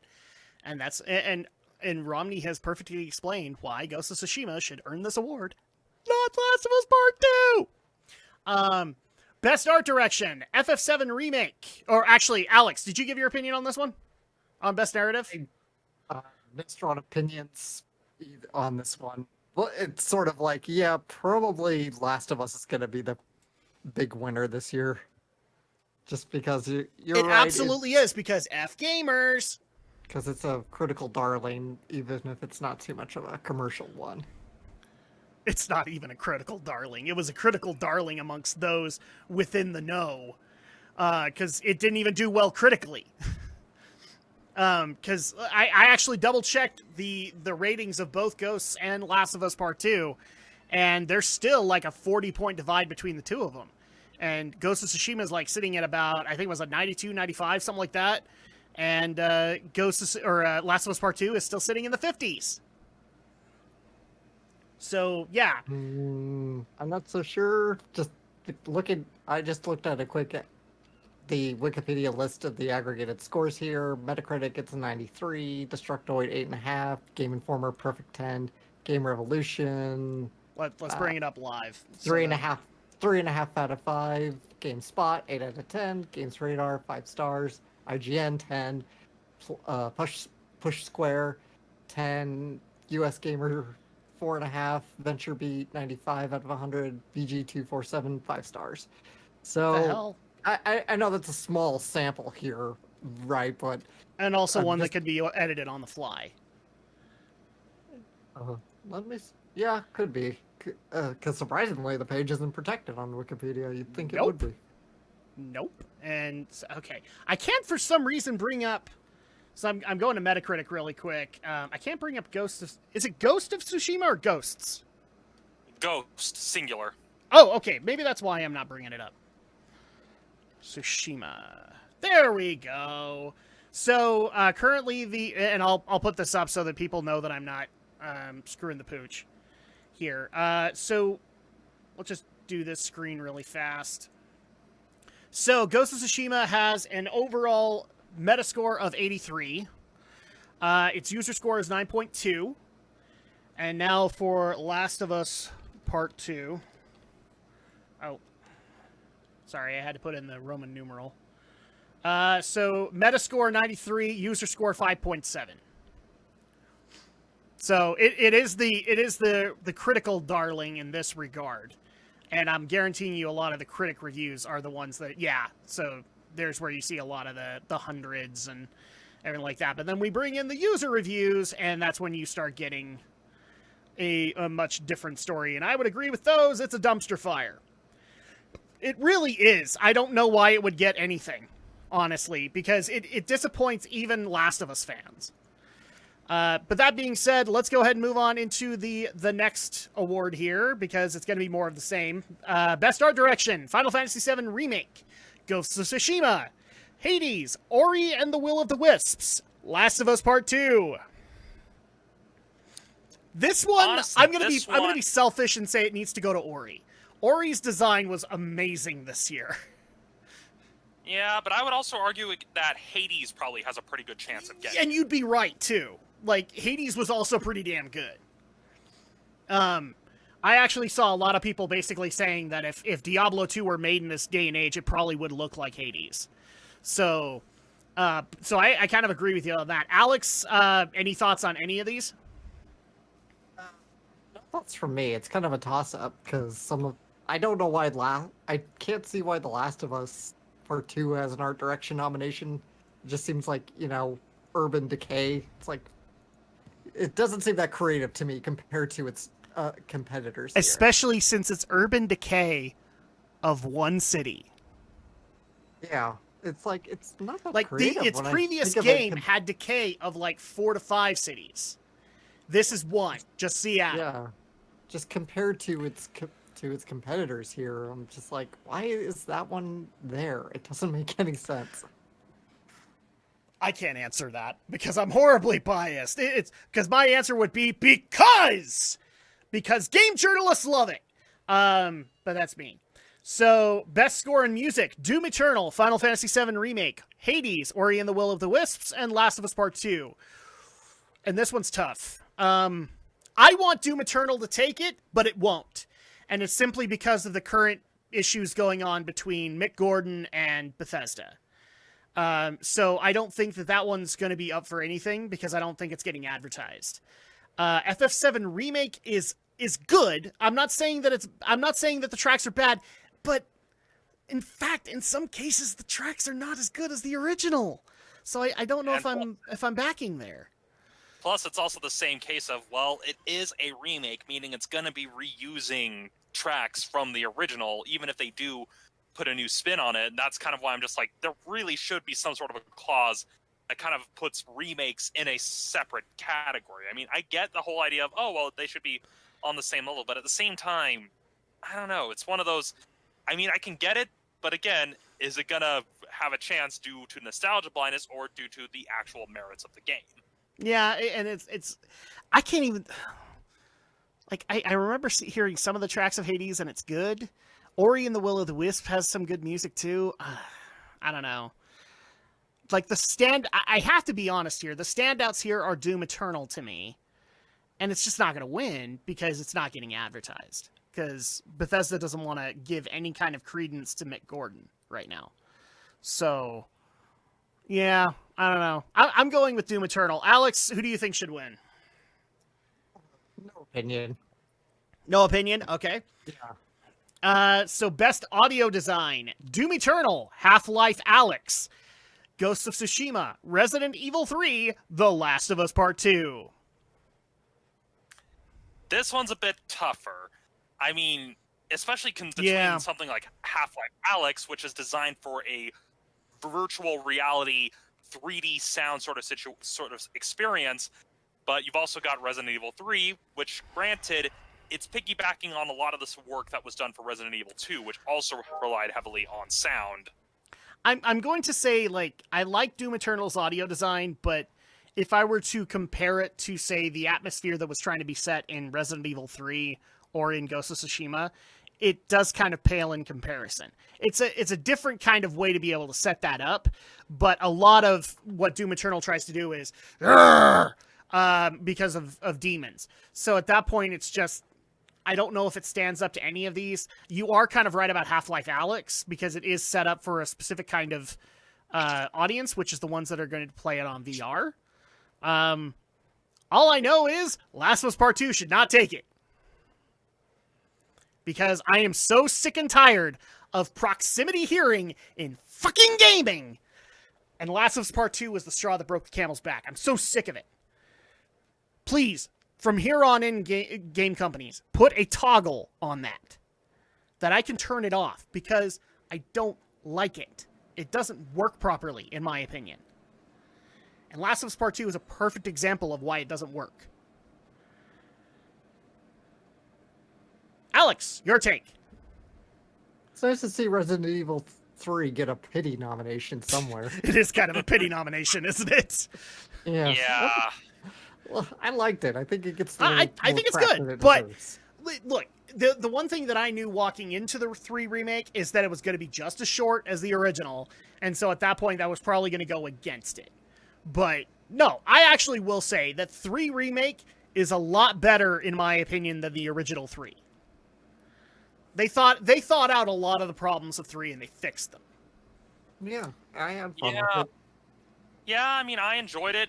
I kind of still wish they didn't, devote most of their resources to an online multiplayer game that nobody played and tack that on, but still.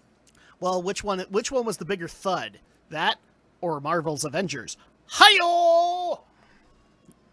Well, difference is that there was the initial thud. Marvel's Avengers, it's still, it's still mid-fall. It hasn't quite hit that thud yet. It's still, They're trying to keep their audience there. They're trying. They're trying, but it's still careening to its death. It really is. It's a slow death. Resistance was a quicker death. Okay, so this one is also going to be a controversial one for me. Best performance. Ashley Johnson as Ellie in The Last of Us Part 2. Laura Bailey as Abby in The Last of Us Part 2. Daisuke Tsuji as Jin in Ghost of Tsushima. Logan Cunningham as Hades in Hades. And Naji Jeterm for Miles Morales in Marvel Spider-Man Miles Morales. I can guarantee you this is what's going to happen. So it was just barely announced that Brie Larson will be a presenter at the VGAs. I guarantee you that's the award she's doing. And it's so that she can give Laura Bailey the award for Abby. Why? Because fuck you, gamers. You guys didn't like her. Yeah.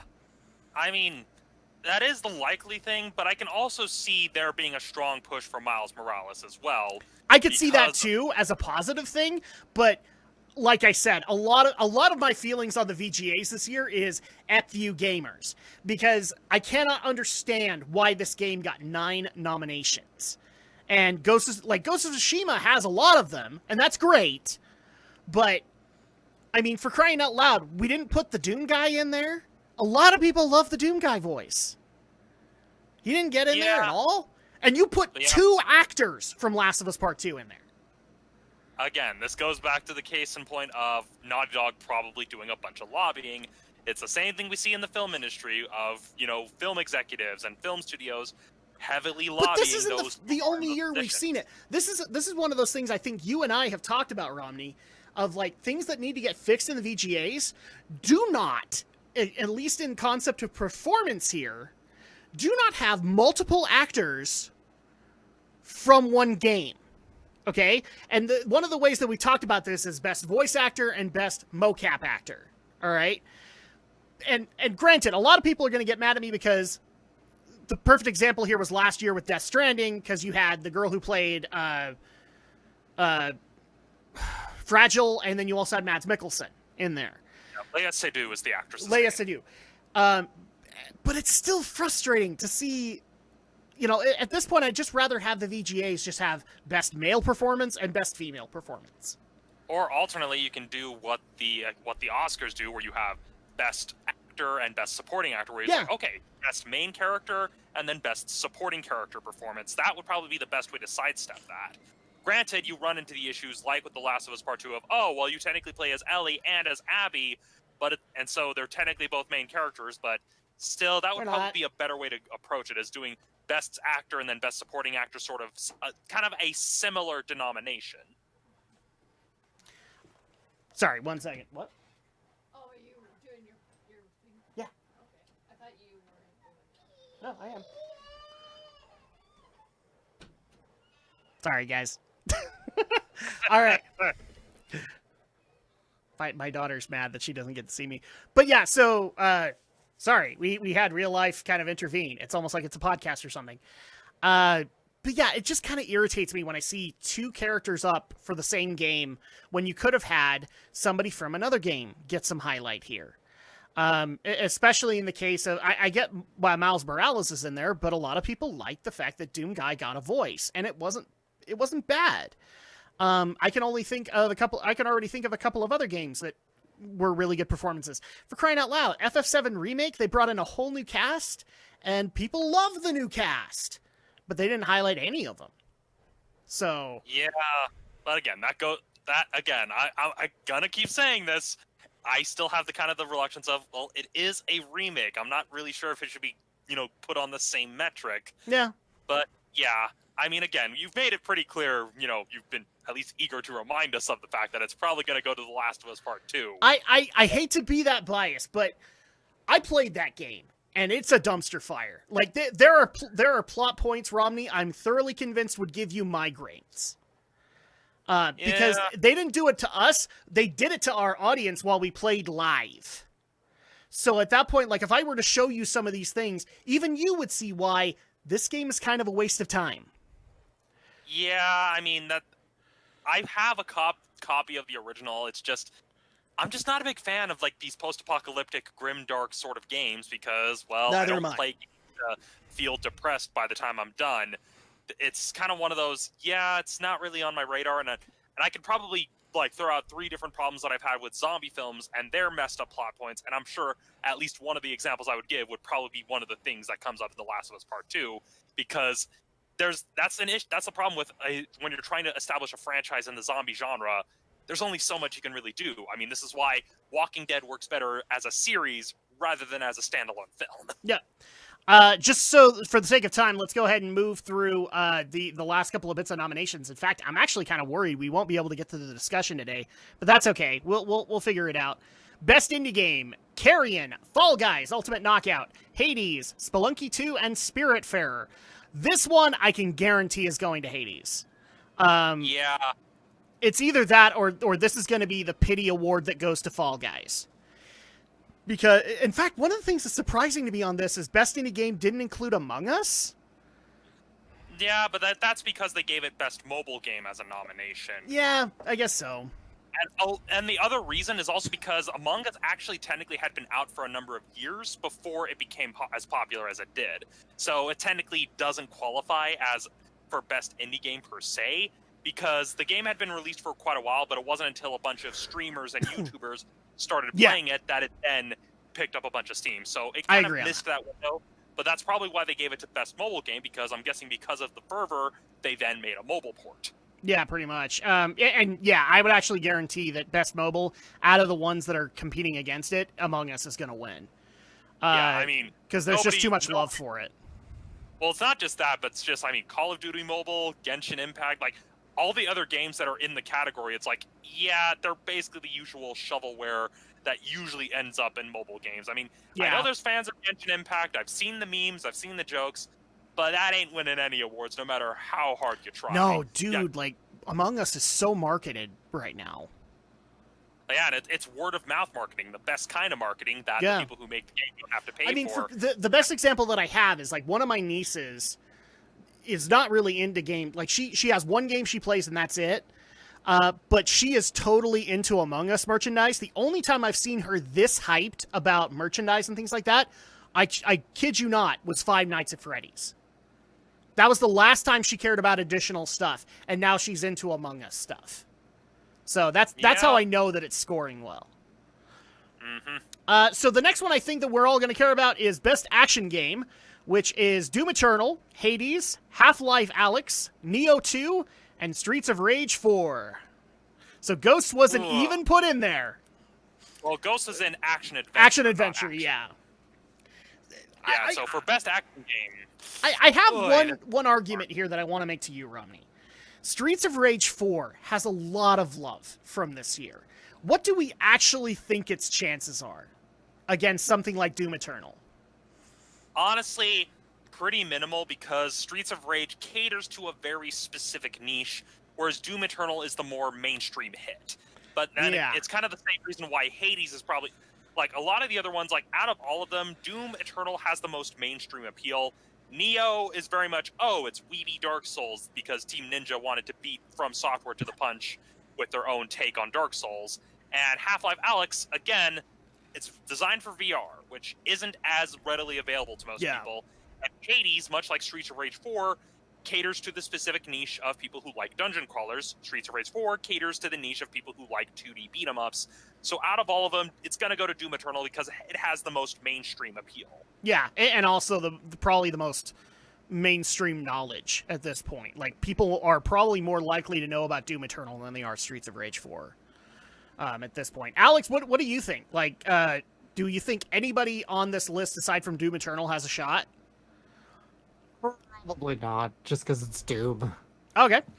All right, so moving into Best Action Adventure Game, we have Assassin's Creed Valhalla. Why is that being nominated now? Because it technically came out this year. They need cutoffs. Ghost of Tsushima, Marvel Spider-Man, Miles Morales, Ori and the Will of the Wisps, Star Wars Jedi Fallen Order. Do you see what I mean by a cutoff date? Like, we have a game that literally just barely came out, and we have a game that came out November or December of last year. That's by design. That's literally by design, is that they release it this early in order to qualify. We see the same exact... This is why so many films that are vying for Oscar nominations come out on Christmas Day, even though they're not the kind of movies that anyone would want to watch on Christmas Day. Pretty much. But I have to be with Adam. I get it. It's for the qualifying run, but it is so perplexing. I mean, with a movie, you can sit down and watch a movie in a reasonable amount of time. You know, it's like an hour to 2 hours of your life. But not these games. When you think of games these days, especially like the AAA games that usually get these awards, you're talking about spending hours of time. Okay, now that Alex is bringing up that argument, I'm sorry, I have to do this now. Because let's just compare these games together. And I'll share the screen so you guys can see it as well. But I think Alex is making a good argument here. Like with movies, you could get something that is, 3 hours at the longest, 4 hours at the longest. So let's do how long to beat. So Assassin's Creed Valhalla. Let's see. Valhalla takes 51.5 hours just for main story. Okay. So the next one is Ghost of Tsushima. Oh, I keep on wanting to do Ghosts. 23 hours for main story. Miles Morales. I'm guaranteeing you that one's going to be big. Well, I mean, wow, it's actually 7 hours. Okay. Yeah, well, that one's able to be plowed through. They've got DLC content on the way, especially considering that it's more or less an expansion on Marvel Spider-Man, not so much a full-on game itself, given that it's the same engine, it's the same city, and only a certain amount of time has passed since the ending of Spider-Man PS4. Yep. Ori and the Will of the Wisps, 11 hours for main story. This one's going to be big. Star Wars Jedi Fallen Order. 16.5 hours. That's actually smaller than I thought it was. Last of Us Part 2, I can guarantee you that's not going to be that long. And no, the answer is not an eternity. It felt like it, Romney. It felt like it. 24 hours. 24 hours. So, like, I mean, you already have, you know, the huge Assassin's Creed Valhalla in there compared to some of the other games that are even in there. Like, it is a different comparison. It really is. Holy crap. Honestly, for this one, my money is going to be on Ghost of Tsushima. Given that Last of Us Part 2 is likely going to take Best Game of the Year, I can see this being like, okay, Sony, you still... I mean, looking at it, Sony's got 3 games in this category. Ghost of Tsushima, Marvel's Spider-Man, and Last of Us Part 2. Out of all of them, Ghost of Tsushima is probably the likeliest contender. Maybe Jedi Fallen Order, from what I've heard about it. It's probably going to be between those two, unless Ubisoft is really aggressive with their lobbying. I like Jedi Fallen Order, but here's my problem with it being the winner. It is so far out of anybody's minds that it's not even going to be considered, kind of thing. And it was a cool idea. It was basically a Star Wars Dark Souls game, and it actually is really fun. But I mean, if you ask me honestly, like which one would I rather play, Ghost of Tsushima or Fallen Order, I'd probably pick Ghost, because Ghost is really good compared to it. Like Jedi Fallen Order, as good as it is, it still has that trademark EA, we're not going to polish this as much as we probably should kind of thing. So, Best RPG. This one's going to get a little squicky. Final Fantasy VII Remake, Genshin Impact, Persona 5 Royal, Wasteland 3, Yakuza Like a Dragon. I'm going to honestly say, and I'm going to get an unpopular viewpoint on this, I think it's going to go to Genshin Impact, simply because Genshin Impact has a little bit of a fan following from what I understand. If it doesn't go to Genshin, it goes to FF7 Remake. Yeah, my money's more on FF7 Remake. I'm not even sure why Persona 5 Royal is even in consideration, considering that it's more of an expansion on a game that's already come out. And I know with Yakuza Like a Dragon, there's a lot of fan vitriol with the way Sega has been handling Like a Dragon. Like, to the point where, yeah, that game's probably not going to really stand much of a chance. There's already a lot of bad blood. Well, the only reason I would say that 7 Remake is going to win is because people have been waiting 10 years or 5 years roughly to get it. And now that they have it. It's also kind of one of those cases of, okay, between a game that is like a standalone like game you pay $50 and you get the complete experience versus a free-to-play budget RPG that ripped off a lot of its assets from Breath of the Wild. It's kind of one of those, yeah, it's probably going to go to FF7 Remake. I don't see Genshin Impact doesn't have as much of a chance. Yeah, it's got the popular fan following, but it is very much a free-to-play mobile game that lifted a lot of stuff from other games. That it's very much one of those, it's very much one of those, it's too niche, even more niche than Final Fantasy VII. Yeah. Alex, do you have any horses in this race? No horses in the race, personally, but I'm kind of thinking it is going to go to Final Fantasy VII. Yeah. I don't. Genshin Impact certainly has a social media presence, but I think Romney might be right here. I don't think it's made. I think, in all honesty, to really. This is why I'm saying it's the two of them, is because these are more notable. Like the last time I heard about Persona 5 Royal was the controversy that we covered.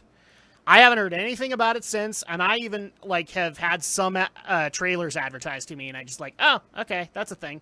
Yakuza Like a Dragon, I would actually say it doesn't really have that much of a presence, because I didn't even know it came out until the streamers were playing it, and the streamers were having issues with it. So it's just okay, yeah, this is probably not going to win. That's why I'm saying it's either going to go to Genshin or FF7 Remake, and given what we're saying right now, it's probably FF7 Remake. Yeah, I mean, people forget, Genshin Impact has a lot of media traction, but it's not the kind of media attention people think. It's it's because it's a great game. No, a lot of it is either, people drawing, lewds of the various characters, or people making fun of a lot of the jankiness of Genshin Impact, or basically wanting to convert a certain character into an emergency food item. So the next game that we have here is Best Fighting Game. This is where Alex can kind of tune out. We have Grand Blue Fantasy Versus, Mortal Kombat 11 Ultimate, Street Fighter V Champion Edition, One Punch Man, A Hero Nobody Knows, and Under Night In Birth EXE Late CLR. I'm pretty sure I'm not saying that right.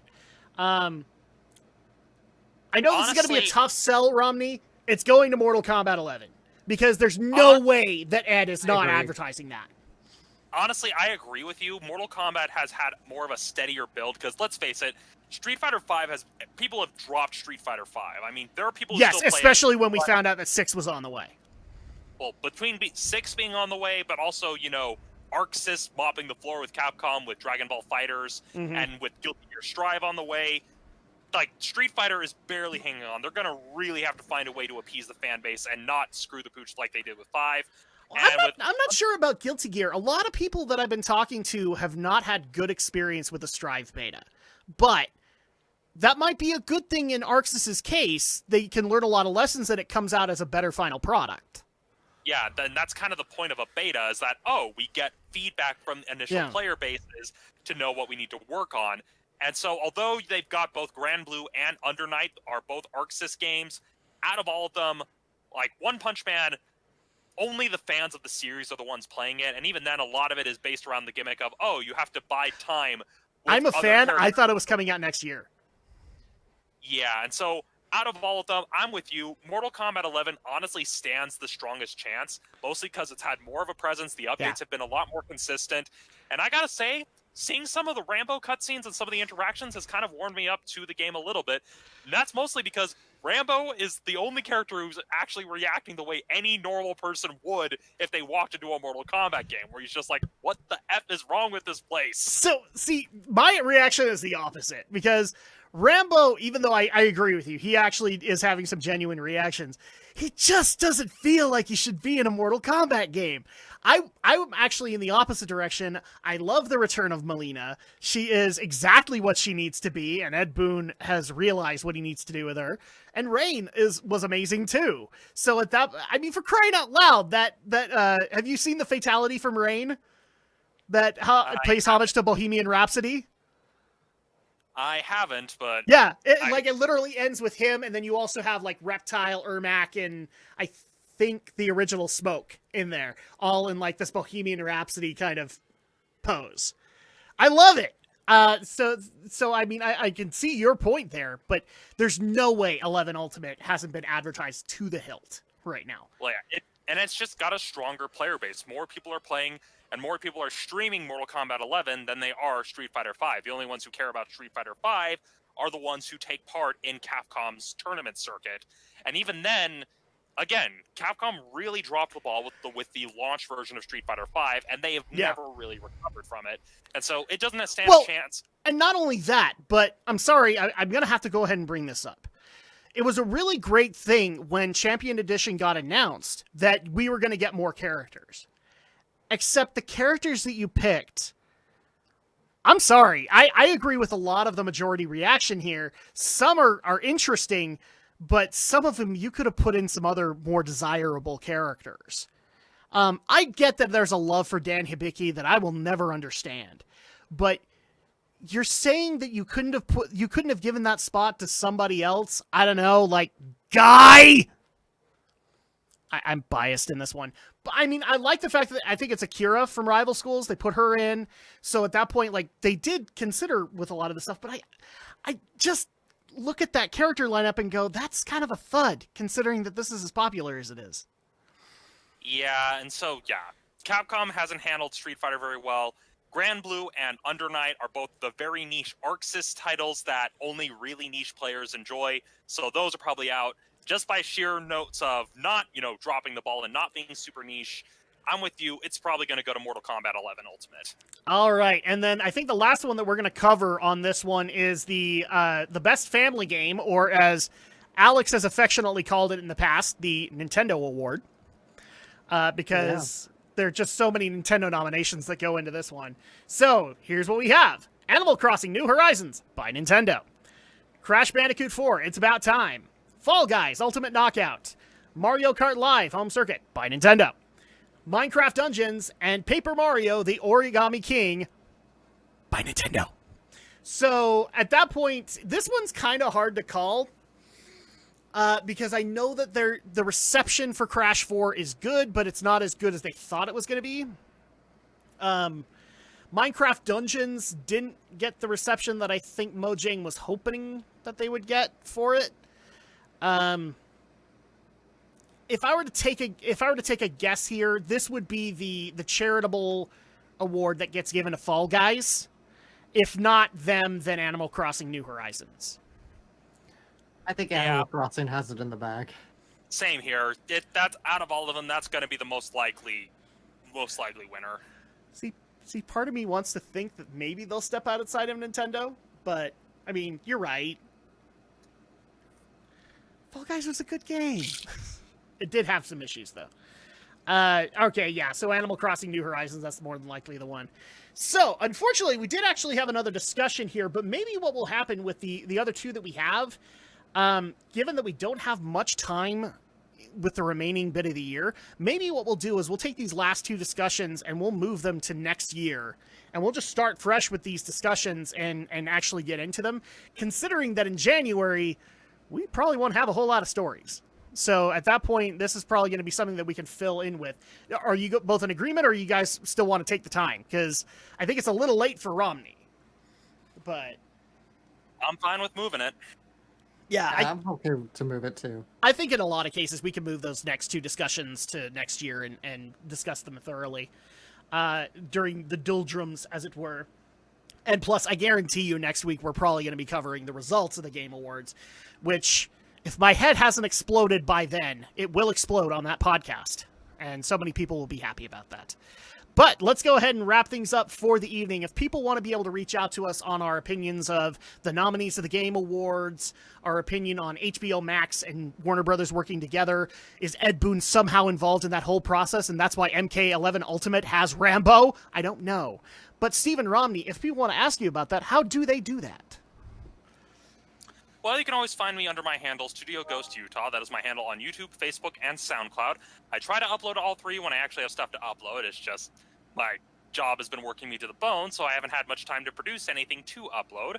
If you want to see a more personal side of me that showcases angsty comics, pictures of my cat, pictures of food that I cook, as well as my frequent reviews of various books that I am reading, you can follow me on Instagram under Romney Does Art. While the username is not as much of a lie anymore, it's hard to actually set aside time to produce said art.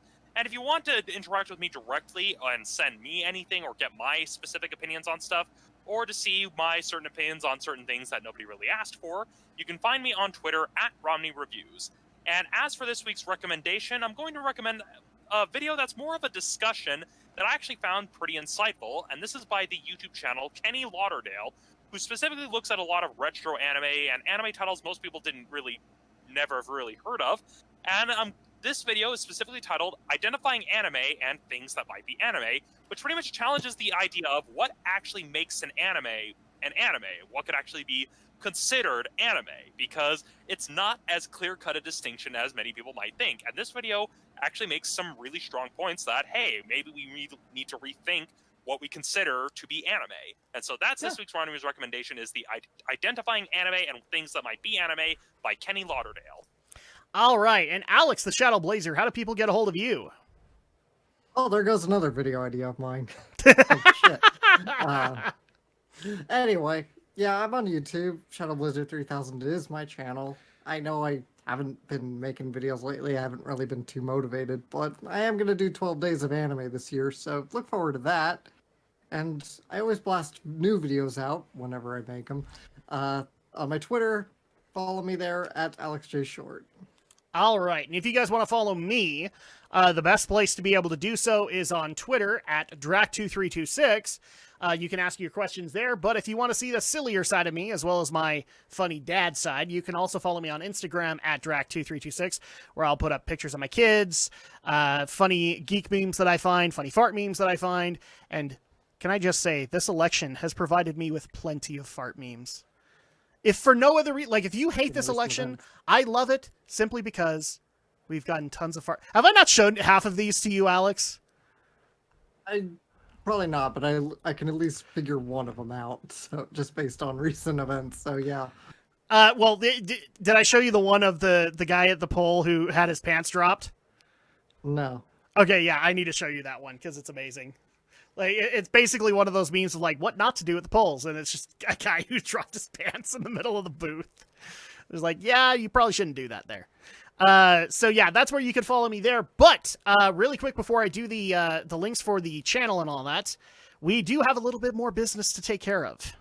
So last episode, myself as well as Shay Turi announced our picks for Geek News Movie Night for nostalgic Christmas movies. And now it is time for the other two to be able to give their picks. And we're going to start things off with Stephen Romney. What is your pick for nostalgic Christmas movies? I'm going to level with you. It came down between two very, very strong contenders. And it kind of came down to a case of, do I want to be sentimental or do I want to be funny? And then there was also a case of one that was both sentimental and funny. But given how this year has gone and given just what's happened in my own personal life, well, sometimes we all need a reminder of how our actions affect other people. Not necessarily in a bad way, but in how sometimes we play an important role in other people's lives. So in the spirit of that, I'm going to recommend the Frank Capra film, It's a Wonderful Life. All right, so the original one. The original black and white one. Okay. I know, it's been done over and over, and I know that some of it is not even officially called that. But yes, let's do It's a Wonderful Life. Alex the Shadow Blazer, what is your pick? Well, my pick is indeed a very funny movie, so it's going to be National Lampoon's Christmas Vacation. I was wondering if it was either going to be that or Die Hard from you. Because I know you're a strong proponent of Die Hard being a Christmas movie. So, well, considering the theming is nostalgic, I like Die Hard a lot. I love that movie, but I'm not nostalgic for it because I didn't see it until I was already an adult and well into college. So I can't put Die Hard as a nostalgic Christmas movie like I could. My real choices came down to Home Alone or Christmas Vacation, but Home Alone got swiped, so I decided I'll go with Christmas Vacation. All right. So there you go. You have your 4 picks. For Shay Turi, the current champion, she has done the original Home Alone. I have done the epic from Arnold Schwarzenegger, Jingle All the Way. Alex has done National Lampoon's Christmas Vacation. And finally, Stephen Romney has It's a Wonderful Life.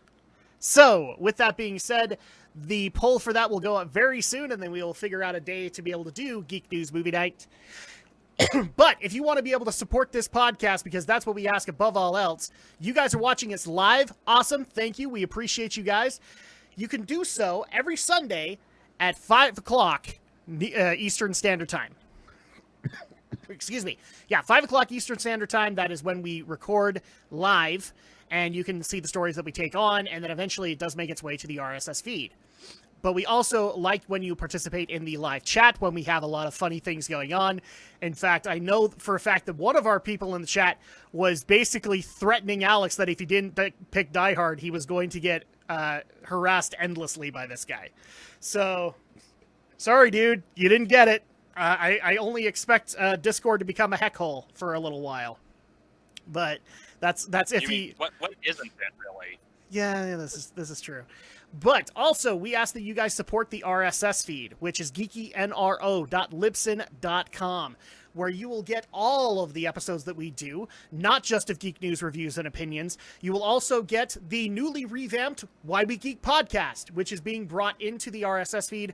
And the first episode that we will be having is a discussion actually a final review and discussion of Kingdom Hearts 3, which brings back the original panel for that. And we have plenty of others in store on that front as well. We also do have a podcast that me and my wife are doing, just covering animes, like doing reviews of anime or anything that we want to try and try out. So there's plenty there. For people who just want the podcast, you got that. And then there's a bunch of other stuff that you guys can look forward to.